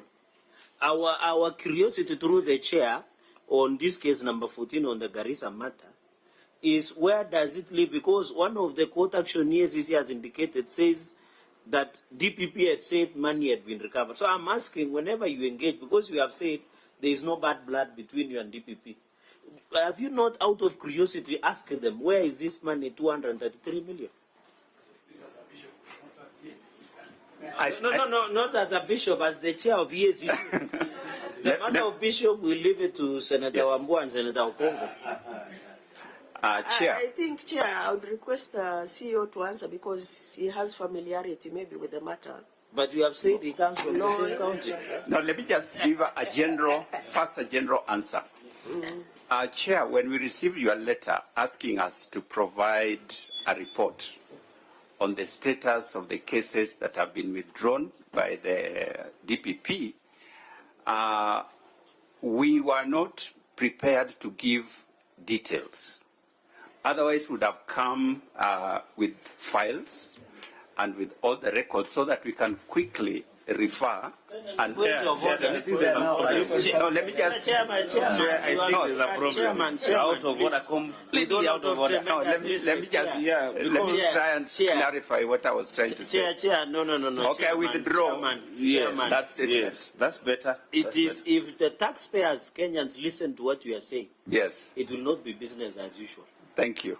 Because I feel I am out of guided. curiosity, if today I am a chair of EACC, which I don't dream of becoming, is today I have a file on my table, CEO, and I see there is 233 million that Lost. is, it must prick my conscience. As a good citizen, I must ask myself, what is the status? And Regina should have been running around to tell us where these 233 million belong to the people of Garissa. You come from Garissa. Are you aware a kilometer from town there is no running water in Garissa town? Then this money should have assisted to fix. So in fact, you should be so mad in courts that you should be worried that money has The been people spent and there is no missing water. services because of this. Imagine out of 47 counties, just imagine if each was to lose 233 million. Just like that, 47 of them. Where will this country be? And Chairman, remember, we are asking you about a matter that was withdrawn on 23rd of May, 2023, 2 years ago. And yeah, Chairman, I have to be kind of to you because I used to see there, I know the heat you face. But you see, 2 years, by the time you come here, you should have full facts. And for your information, you don't walk to Parliament without facts, details, files. because we should actually close the meeting. That statement you made that you didn't carry files, we should just stop there and say meeting adjourned. Go and come back with the files. Yeah, as chair, you know, CEO, but really, yes, really, it doesn't paint a good picture, Chairman, CEO, and you know, EACC will never get an experienced CEO like you. You have served for, you know, from investigator to the level you are most experienced. I think you're the most experienced CEO that EACC has ever had. So all these cases should be at your fingertips. You know. So since 2023 May. Not that you talk. It happened. This happened in 2023 May. I needed a ruling. 2023 May, CEO. Does it mean that there has not been any intervening action from 23rd of May 2023 to date? Those are 2 years. CEO, so that we have some order. Thank you, Chair. What I can recall very clearly is when we were investigating this thing, and the matter, and when the DPP was closing the file, what came up is that this money, the money that we are talking about, had been lent to other ministries within the county government. It was meant for urban development, for drainage. Can I stop you there? No, let me just finish. No, can I stop you there? CEO? Just a minute. Chair, you cannot allow this to let pass. him just finish. Let him finish. Now, because then what he's saying, what you're saying points to misappropriation. Misappropriation. But what is here is embezzlement. So just continue. I agree, it is embezzlement. That is not allowed in law, actually, because these monies were specifically meant for urban development, drainage, water, and some market. But after we proposed charges, it was indicated that this money had been lent to other ministries, and it was refunded back now to the specific function that it was meant to do, because according to the explanation that was given at that time, that the county government, other departments didn't have funds. There was only money for this particular fund, which is, of course, World Bank financed. And they used that money to fund other projects within the county government. But you see, that is the way it is. What we are now doing is actually to verify whether we can actually move to court for civil recovery. What are you recovering, CEO? Just a minute. Senator Ambua, you see, just for order. Okay, see, Chair, for order. The money had not been embezzled because you indicated it had been embezzled. And as per DPP, he said it has been misappropriated, and so that money was refunded back to the departments. Now, have you gone to investigate again from 23rd May 2023? If not, CEO, what have you been waiting for? You see, we have two functions here. We've exhausted the criminal investigations after the file was closed. Now we are dealing with the civil recovery. You cannot recover. You cannot recover if money was misappropriated to other votes and returned to the votes. There was no money lost. Chair, we are not arguing, but what I'm saying, yes, you cannot determine issues before an investigation. You know, if we are seated here, we cannot make a conclusion before these facts are put together geared towards a recovery. Because if we say you cannot do... What are you recovering, and yet there was no money lost? What happened? It was misappropriated from one vote to other votes. So there was no money lost, only that it went to other functions. It's called misappropriation. We know whether no money was lost. We don't know. So what do you want to recover? Chair, Senator Nuno, two issues. Yes. CEO, number one, yeah, the action was illegal. Yeah. And according to investigation, misappropriation has been done. Yeah. DPP told you the money has been refunded. Yes. Before the file is closed, you should have actually confirmed the money has been returned to the right department. Once you have established that, the officer, this is by government procedure, the officer who has misappropriated the budget or the money should have been charged. And you are the one actually who should prescribe that as the EACC. So where are we? Just to add on that, we want to see the charge sheet, because I can see you took the governor to court under EACC number E39 of 2020. Is that right, CEO? Yes, yes. So we want to see the charge sheet. What was he charged with? Okay. And the reasons why the case was withdrawn. Okay. And you have not indicated whether people had testified. What's the position on this one? That column does not indicate at what stage was it withdrawn. Because the case was for 2020. Does it mean up to 2023 May, nobody had testified in court?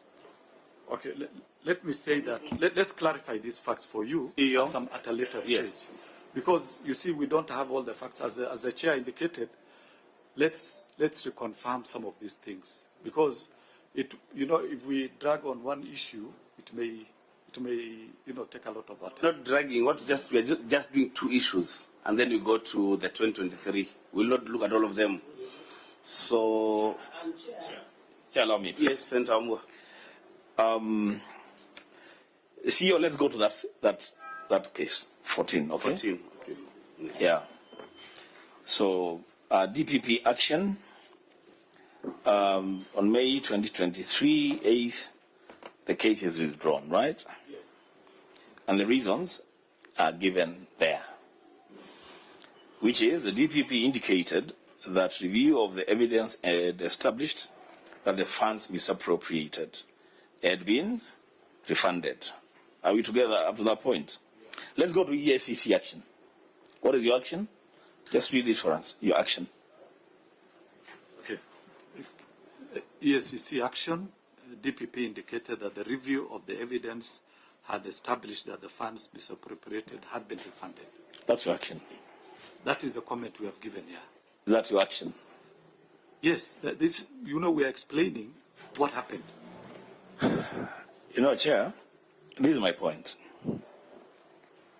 And it feels bad when I have to sit here then and say certain things about EACC, where my bishop is the chair. But because there's work to be done, let us just do what we need to do.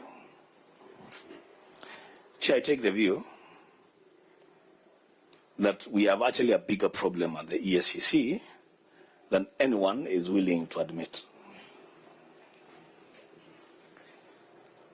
You have been applauded by a former chair of anti-corruption as being the most experienced person to fight corruption within EACC as a CEO, because you've grown through the ranks. But as CEO, if you can sit there and tell this committee that what you have read to us is the action of the EACC on a matter where 233 million is either lost or misallocated or misappropriated or embezzled or whatever it is that happened to it, then we have a big problem. Because if this happened in 2023 May, as you said, it's more than 2 years down the line. And the action of the EACC is that the DPP indicated that the money has been refunded. No view of any evidence that the money was refunded, and you are saying you are now thinking of instituting a civil case to recover the funds.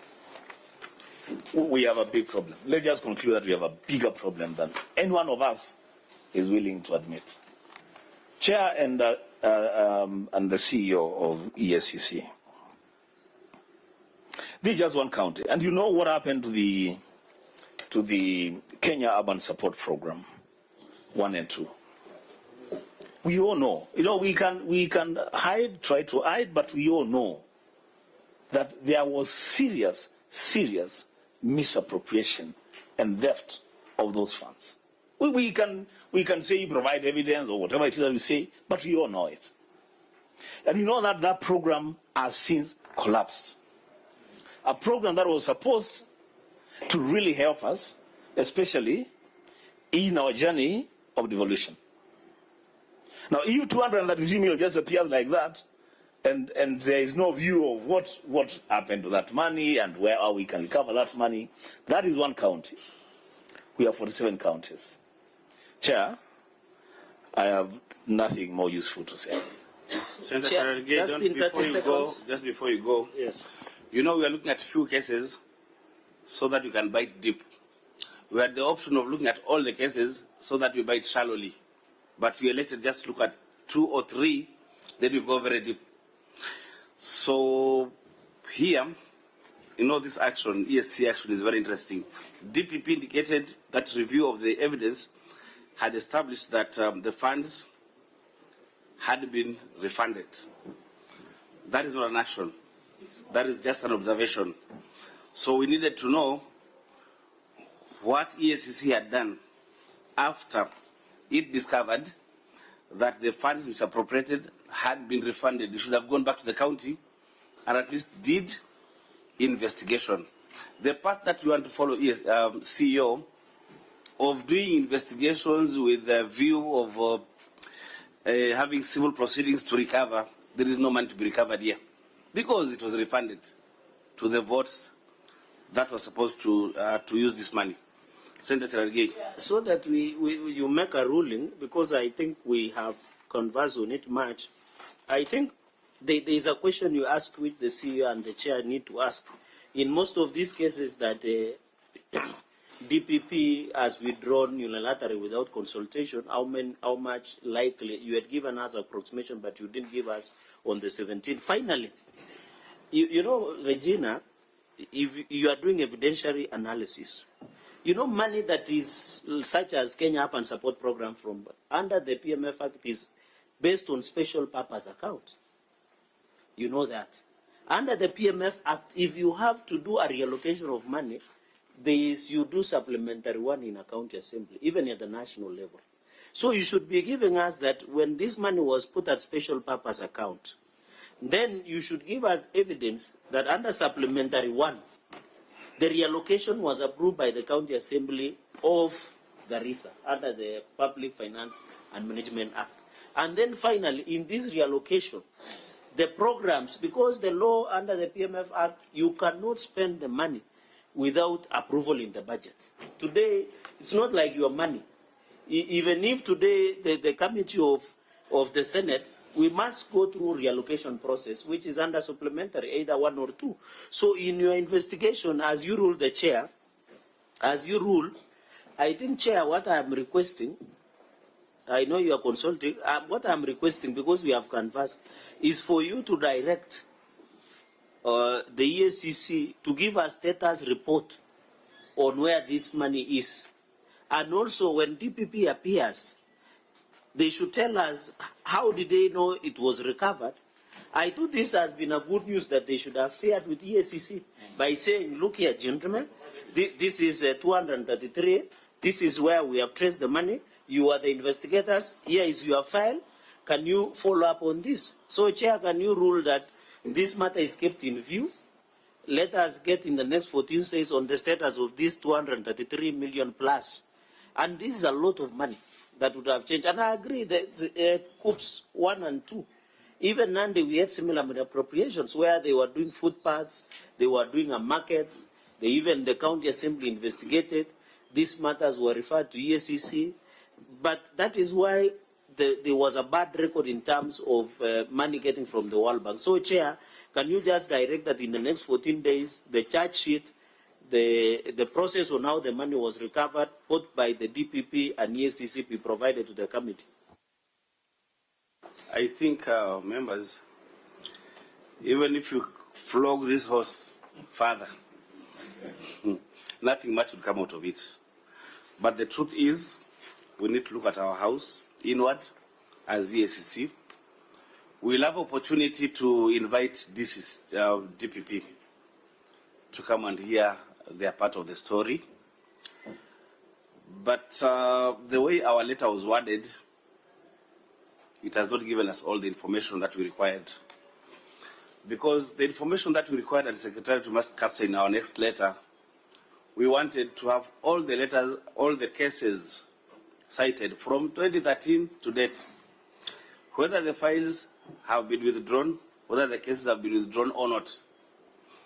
And also in terms of tabulation, we wanted to know the cases forwarded to EACC Sorry, no, to EACC from 2013 to date, and their status, and when they are forwarded to DPP, and the action that DPP took, have they been taken to court? When were they taken to court? That type of tracing, so that the public can know where the cases are. Because we've been accused as Senate and Parliament that there's nothing much we're doing. But we're telling them, normally we forward our cases to EACC.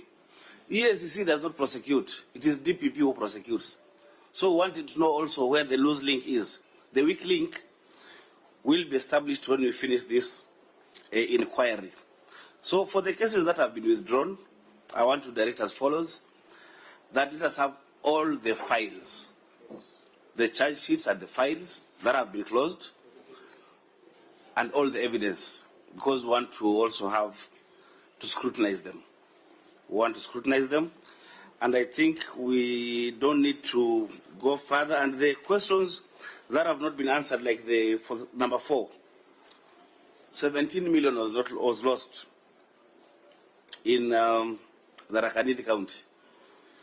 We want to know how it will be recovered. Have you instituted civil proceedings to recover this 17 million? We want to know the action around this 17 million lost, because these are public funds. Members, I think, can take some few minutes. We don't intend to stay further than 2. But no, there is the other part. The part 2 of the cases that we are taken to EACC. Yes, on 23-24. For the year ending June 2024. 23-24. It is 23-24. Yeah, it is there ending June 2024. Okay. It is 23-24, yes. So maybe... Chair, can I request that we do one test on the Nandi County Executive 101? So, Chair, EACC, maybe you can pick... where's the page? They have not paginated, but number Nandi Executive 101. Nandi Executive.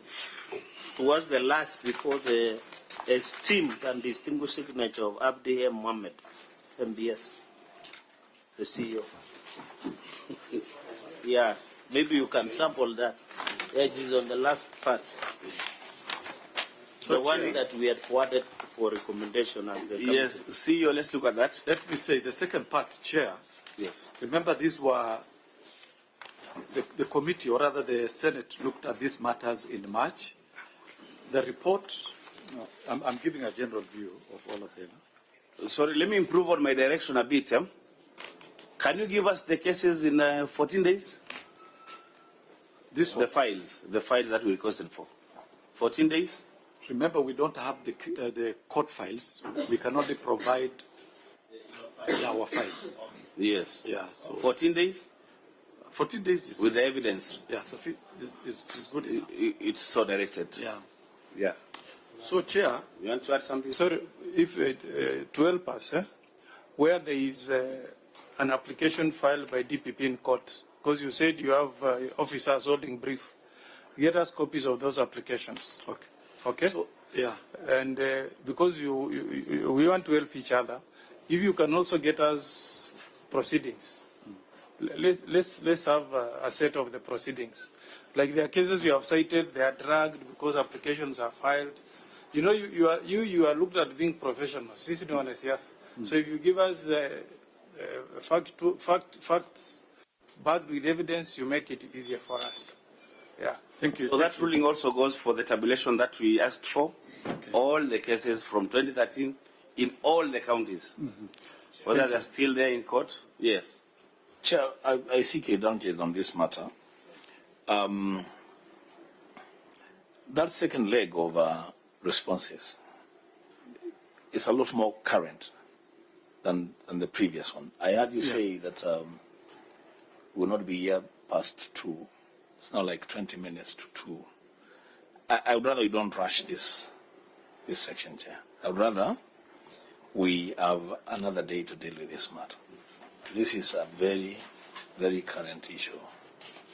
Because if we say that we just gloss over this for the next 20 minutes, I don't know what we'll be able to achieve out of it. That's just my concern, Chair. Of similar view that this is way too. Let's create another day for this process. Chair, as I had requested just one for Nandi, do then we one can or defer. two. One or Can two, do one then or we two. defer. Yes. Yeah, and then we pick another day. Yes, Senator Chere and talk to Nandi, which is 101.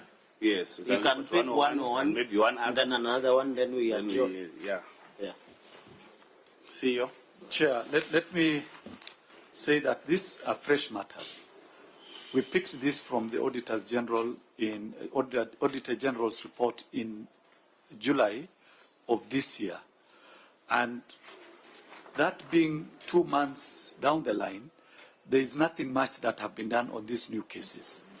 The stages where we are the preliminary stages, where we are collecting documents and we are recording statements. So in all these cases that were in the auditor's report, which the Senate approved, I think, sometime in March this year, and were available in the Auditor General's report in July, these are fresh cases in our records, and nothing much has been done. But for the old cases, we have done. There are some cases where we've engaged. There are cases where we've, recommended prosecutions. So in this one, even if we go to 101. Why don't you go through for the record and then you make those 101? Yeah. Okay. You make all those also. So Nandi County Executive allegation that Nandi County Executive voided payments totaling to Kenya shillings 343, 381, 962.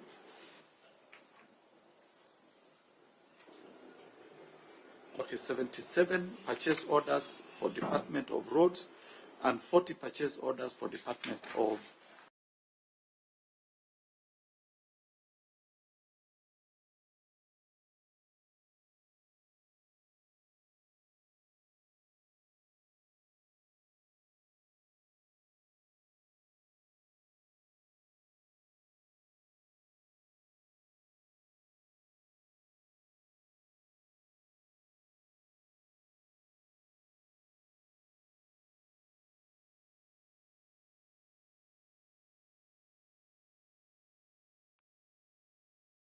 dealing with in the past. So on the issue of 101 through the chair, so preliminary investigations are ongoing. Yes. That's your answer.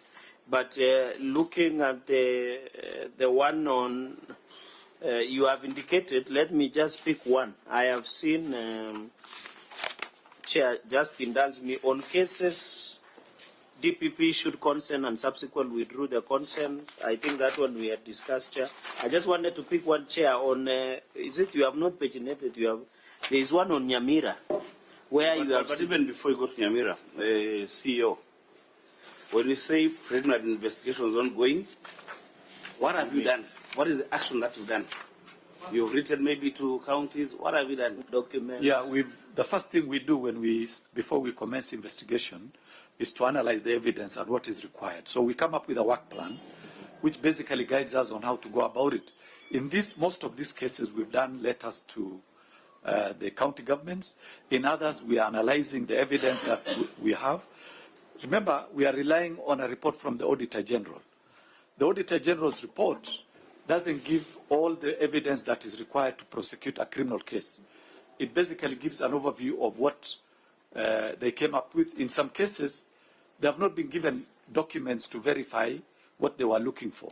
And they raise that as a query. So in all these cases, because we picked them in July this year, and we've had them only for 2 months, and we have many other cases that we've been dealing with in the past, there are the preliminary stages where we do letters, and next thing, of course, is to collect evidence and to invite the witnesses for statement recording. I don't know if my question would prejudice the type of investigations that are ongoing for the sake of voided payments, because this is a big issue in the Senate, and it's a major culprit now. In the counties, not the Senate.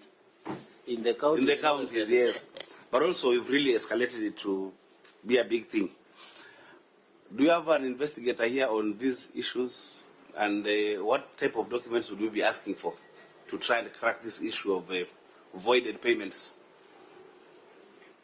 Because for voided payments, the county would requisition for money from control of budget.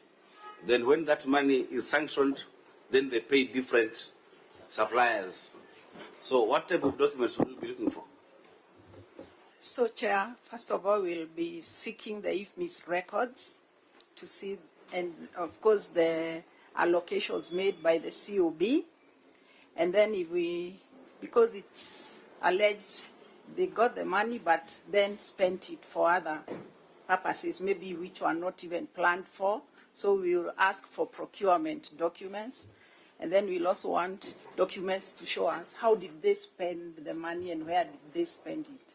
Or did they then divert it and it ended up being embezzled without any services being rendered. So there will be a raft of very many documents to answer to the question, was the voiding intended to divert the monies somewhere else or in ghost projects or works which never benefited the many counties, because we have several of them. And we noticed it's a big deal, so it will be a big investigation. And what will happen is the investigation teams, the first thing we do is get the documents first, as the CEO is explaining, to do a preliminary and just get a feel of where is this going and how far and to what extent might we go. Because we may do some and find there was no voiding. Or maybe at the time the Auditor General... It was done for good reasons. Yeah, for good reason. Or we find the allocations maybe were okay. So there may be a raft of several findings in the files depending on the circumstances of each. Thank you, Regina. Senator Chair, I just wanted to say something on voiding payments. I think EACC, you need to focus in that area, because there is a big problem as far as voiding payment is concerned. And the COB has expressed that once she approves the payment on this side, on the other side, she doesn't know how payments are done by IFMIS. So if you look at all the counties, the same thing of voiding is happening, a lot of money. And actually that is as a result of also pending bills, because the intended contractors are not paid. Others are paid outside. So I think maybe you need to focus in that area and see how you can be able to help Kenyans. Secondly, Chair, on the issue of COG and Northern Frontier, I've seen the letter you have written to AG. The law is very clear, because as a Senate, we have really advised governors to come up with the legislation on how that payment is effected. It's almost 10 years plus. Counties are paying that money illegally. They don't seem to care. Auditors have raised audit query on the same. I don't know what you are going to do about that, but for us as a Senate, that payment is illegal. It's not even audited. We don't know how it is being utilized. Something needs to be done, because I've seen you have written to AG, but clearly you have lawyers in-house who should be able to tell you this is illegal. No legislation governs that particular payment. Thank you, Chair. By the way, you made a very important observation on what, and I know, Regina, you should know this, and CEO and Chair. The Public Audit Act, Section 53. You know, this resolution through the Chair, when you tabled the report, we did adopt after the resolution of House in the March. The Section 53 of the Public Audit Act is very clear that the relevant accounting officer or a state organ or of a state organ or a public entity shall within 3 months after Parliament has considered and made recommendations on the audit report, A, take the relevant steps to implement the recommendation of Parliament on the report of Auditor General, or B, give explanations in writing to Parliament on why the report has not been acted upon. And of course, subsection 2 provides for the consequences. So, EACC, I don't know when did you receive the resolution of the Senate, because I thought, since you have the parliamentary liaison, through the chair when the resolutions have been adopted. It is normally transmitted directly through the clerk of the Senate to the entity, including Eacc, DPP, and other stakeholders. So you can see, if you are to ensure that you did receive in April or March, you should not be discussing about preliminary investigations. You should be telling us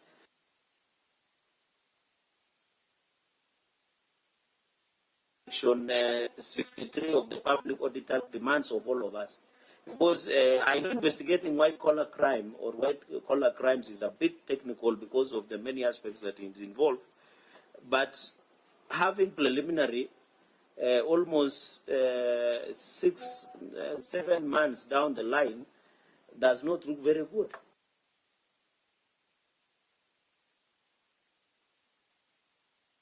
Ones, it's us actually who had to go to the website to retrieve the information. We didn't receive that information directly. From our clerk in the Senate? Yes. Okay. We didn't receive. We only, after receiving the letter, is when now we had to look for a report from the website, the report of the Auditor General. And there was no direct transmission. I think that the procedure right now is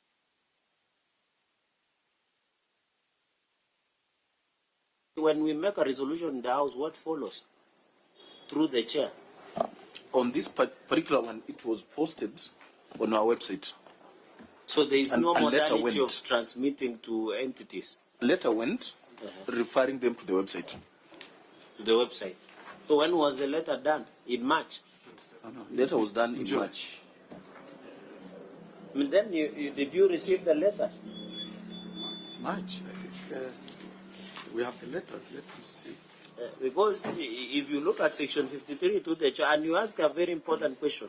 So you know the reason we are doing this, Chairman and CEO, 11th of July, is because Kenyans are restless. They really want to know what we are doing. You know, when you go to the village, for us who are politicians, every weekend you go and tell people asking why the bridge has not fixed. You are being told corruption. Then they're asking you, what are you doing about it? That is why we are struggling to try and join you in the fight against corruption. Because we need anybody who takes public money to be prosecuted as soon as possible, even as soon as yesterday, so that Kenyans can see you are doing something about it. And that is how you will win back the confidence of the Commission. Because if you arrest somebody and prosecute after a thorough investigation, it gives the confidence of the public. That's why all of us, whether you are in Eacc, you are in judiciary, you are in parliament, we are being accused that we are spending taxpayers' money through the chair, but they are not seeing value for their money. So did you receive the letter? The letter that we have. The timelines. Yeah, within the timelines of 3 months. Or even this one is status report.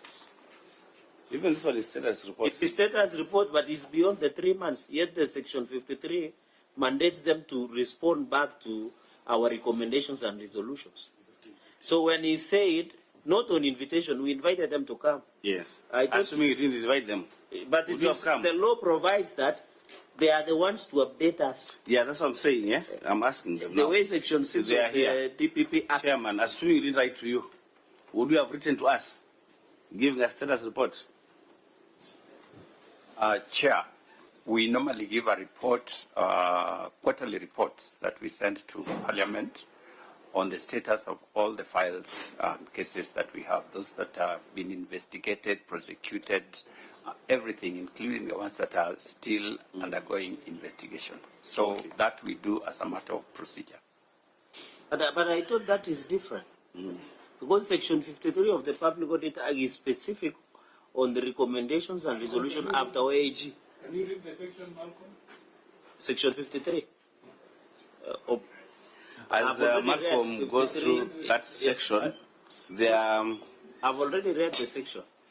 You've read the section? Yes, let me just repeat with your indulgence. Section 53 of the Public Audit Act, implementation of reports by an accounting officer, subsection 1. The relevant accounting officer of a state organ or a public entity, now the Eacc, shall within 3 months after Parliament has considered and made recommendations on the audit report, A, take the relevant steps to implement the recommendations of Parliament on the report of Auditor General, or B, give explanations in writing to Parliament on why the report has not been acted upon. on. That's clear, Chair.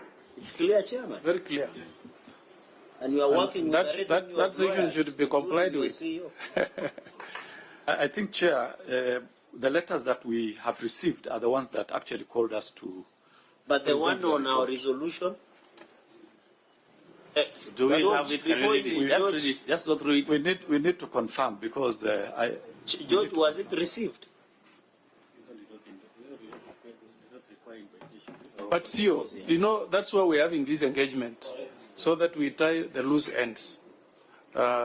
If we have not been able to comply, we can agree on how you will comply going forward. That's the purpose of this engagement. Chair, we'll check later on when the letter was released. The previous practice has been that whenever you make a resolution, the report was usually forwarded to us. But you know, now I think we've all gone digital, and when we received these letters is when we went to the website to check the report of the Auditor General. That is when we downloaded and we were able to work on this report, and that was in July. But as Senator Omugeni says, we all need to improve, and I agree. We need to have a better way of coordinating, you know, between the two institutions. Okay. Because we've indicated that in several cases, investigations are ongoing. How much time would you want us to give you so that you can give us another report? Because there are some cases that are quite straightforward. Like if you look at 83, the allegation of irregular procurement of prime mover and 5 large tippers, dump truck, at a cost of 61,300,000 shillings, out of which an amount of 22,550,000 was paid in the year 2023-2024.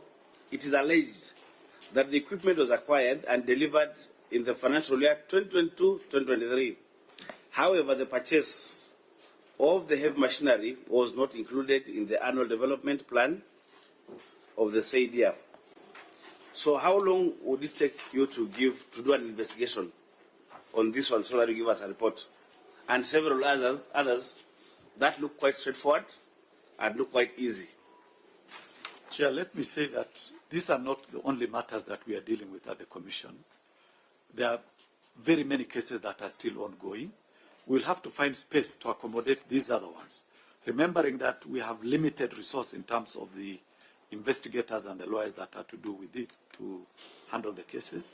So we will give it our best, identify those high-profile cases, at least whether it is one case per county, because we will not be able to accommodate 110 cases, 102 cases at a go, while each investigator is already running with 10 or 20 other matters, which are half done.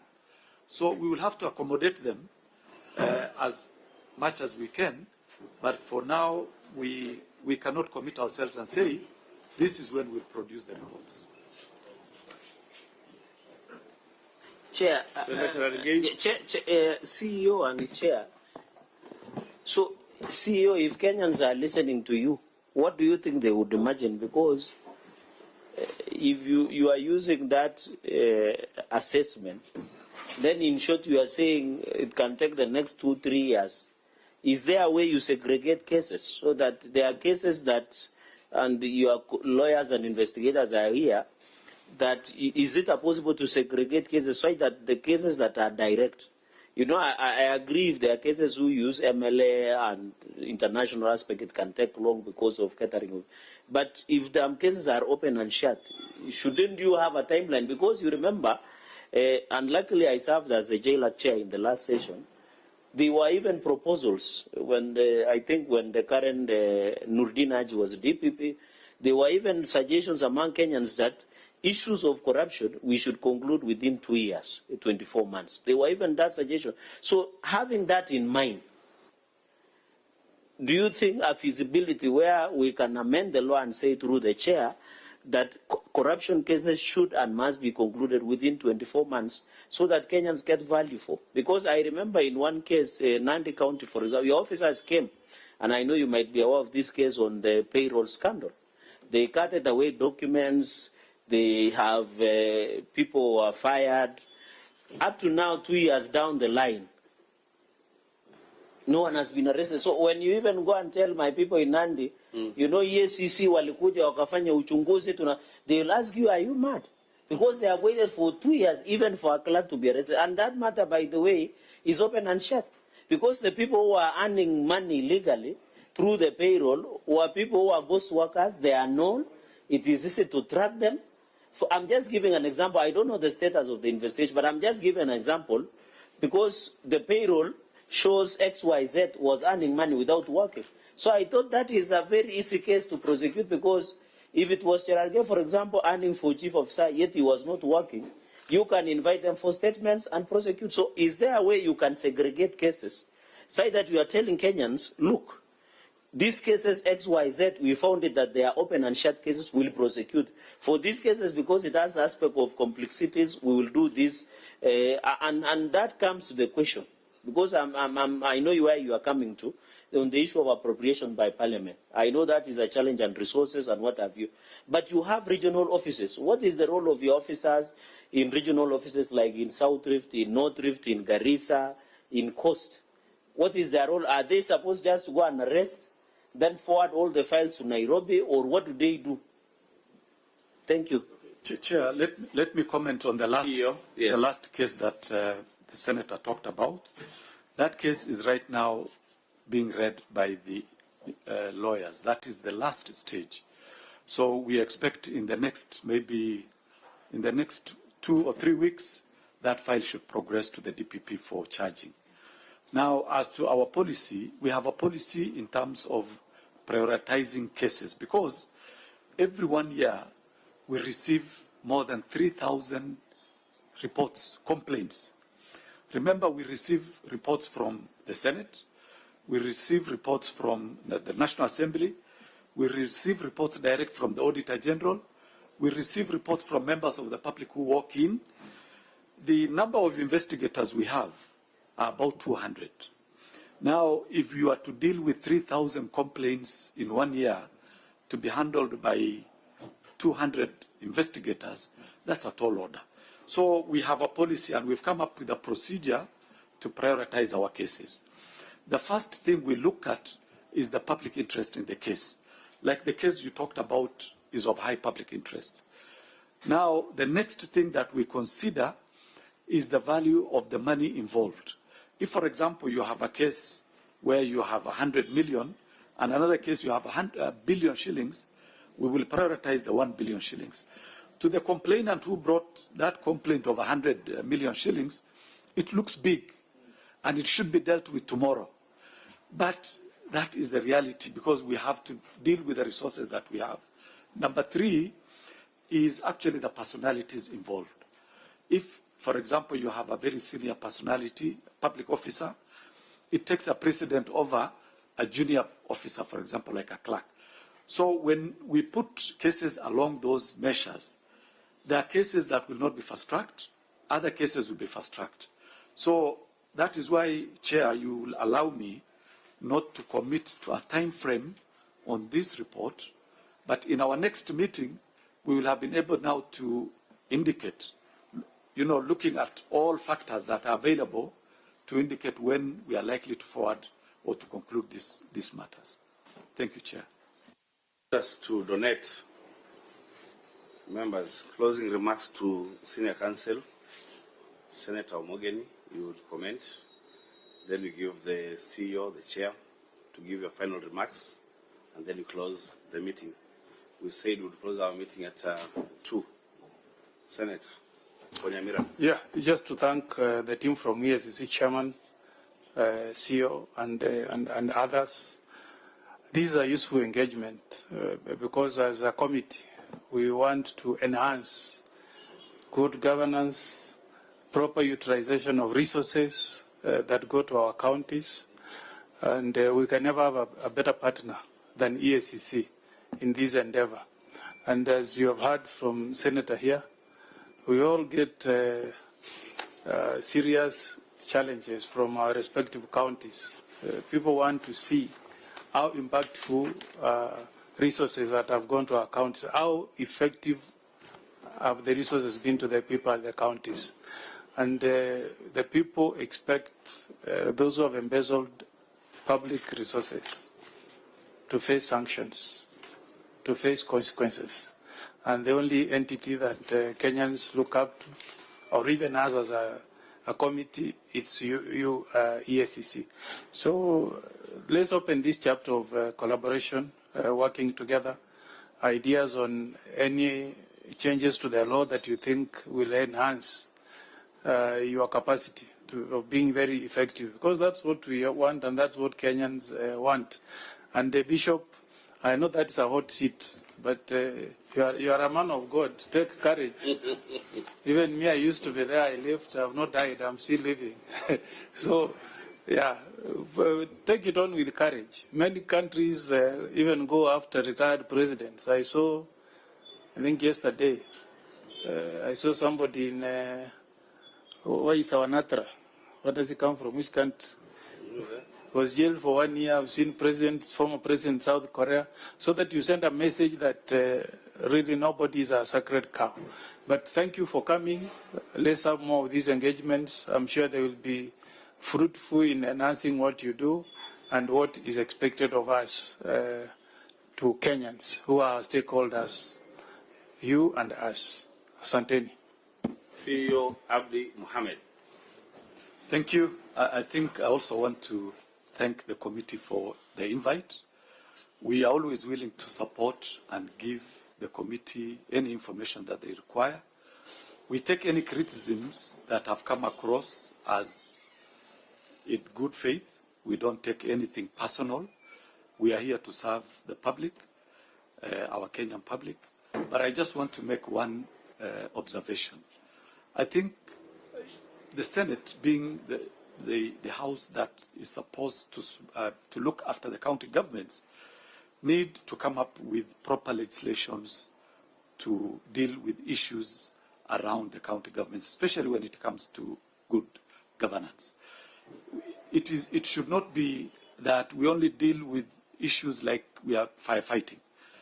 In the last presentations that we made here, we made one suggestion. When we looked at the risk, analysis that we do within the counties, the risk, the counties, the risk they face, we identified the human resource as the biggest risk.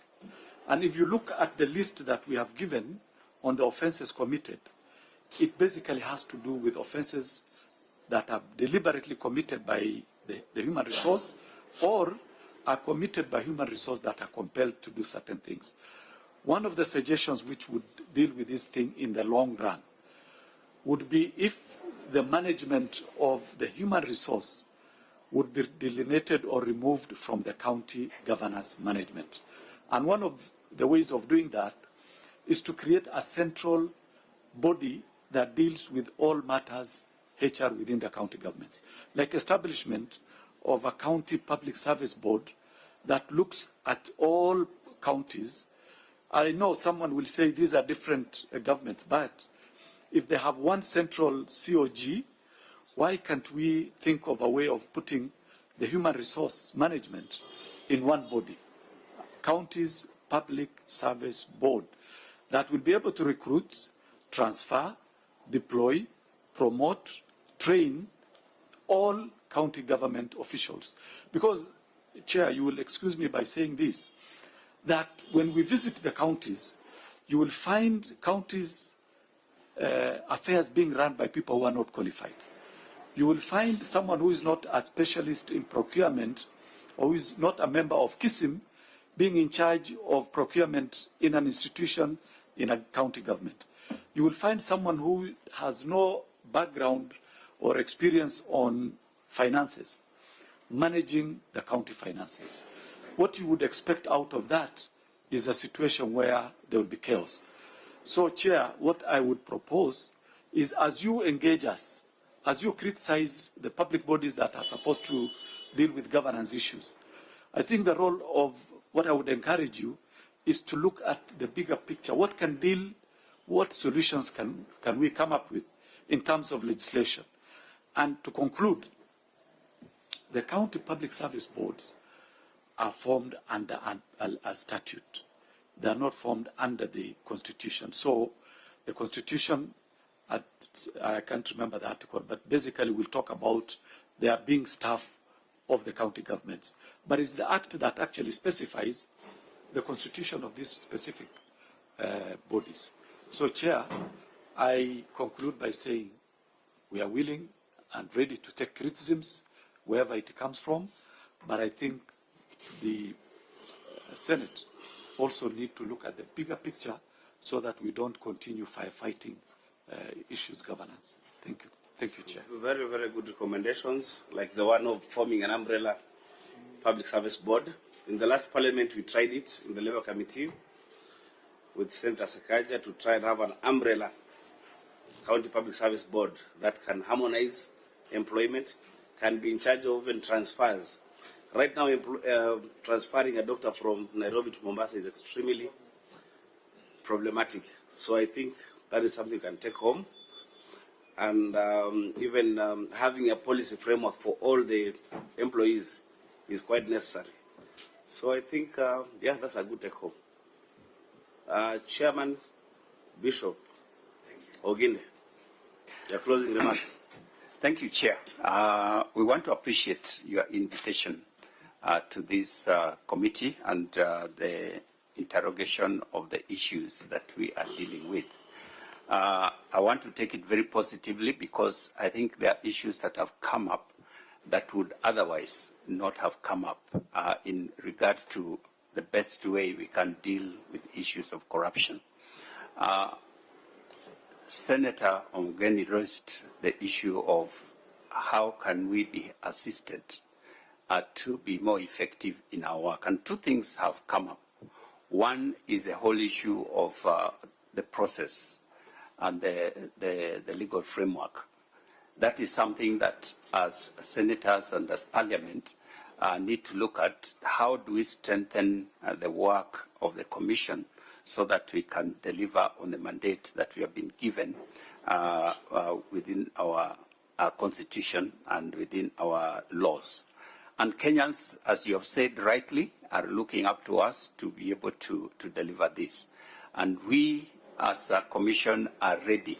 And I can assure you, senators, that we are very committed to the work of dealing with issues of ethics and anti-corruption in this country. And we do our very best to pursue that. But there are those hurdles that need to be looked at, and we appreciate the fact that you have observed the same and you are willing to do something about it. The second is the issue of resources, and resources, not just money, but also human resource. For example, Senator, unfortunately, has just walked out, and he asked, what are our regional staff doing? You'll find our regions, we have 11 regions, which some of them cover 4 or 5 counties. And there is only one investigator for those 4 or 5 counties. So if a matter comes up within a county and we refer this to our regional team to look into it, you have this one person, and many times the person would have even been known within the region.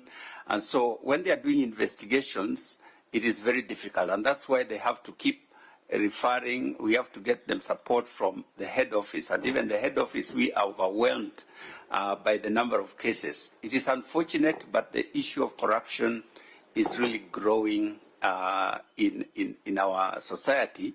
So the cases that we have to deal with that the CEO has just mentioned are overwhelming. So we would like to appeal to Senate and Parliament to just see how can we be resourced so that we have at least 3 or 4 investigators within a region so that they can handle the matters that are within that particular region effectively without having to wait for a very long time. That's why you found the CEO was unwilling to make a commitment with specific dates as to when are we going to get action on these particular files, because we also deal with other at national level, in parastatals, in other institutions, agencies. So that empowerment needs to be looked at so that we have the capacity to be able to trace all these cases that come our way. But otherwise, we just want to assure this committee, Parliament, and of course the general public that the issues of investigating and dealing with matters corruption are in good hands, and we are committed to do whatever it is that we have been mandated to do to the best of our ability. But those two areas need attention. Thank you. Thank you, Chair, for coming, and your team. We want to close the meeting, but I must say that I don't admire your position at all. Because Kenya, corruption is a way of life. I know when it becomes a way of life, fighting it is extremely difficult. You don't know where the head is. You don't know where the tail is. So you're fighting something, that animal that goes right, left. What is it called? It has a name. Dumakuili. So it's a very difficult thing. That day when we decide to have independent institutions in Kenya, as stipulated in the Constitution, then we can fight corruption effectively. When you have an independent parliament, independent Eacc, independent Auditor General, independent DPP, because at times we feel that our institutions are not extremely independent. Otherwise, how is it that when a regime takes over, then cases are withdrawn right, left, and center? It means there is no independence. If you want to fight corruption in Kenya, you can fight corruption. If you are a chief officer in a county and you've built a house worth, in 2 years, worth 20 million, and your salary can't support that, that is a product of corruption. Let's seize it.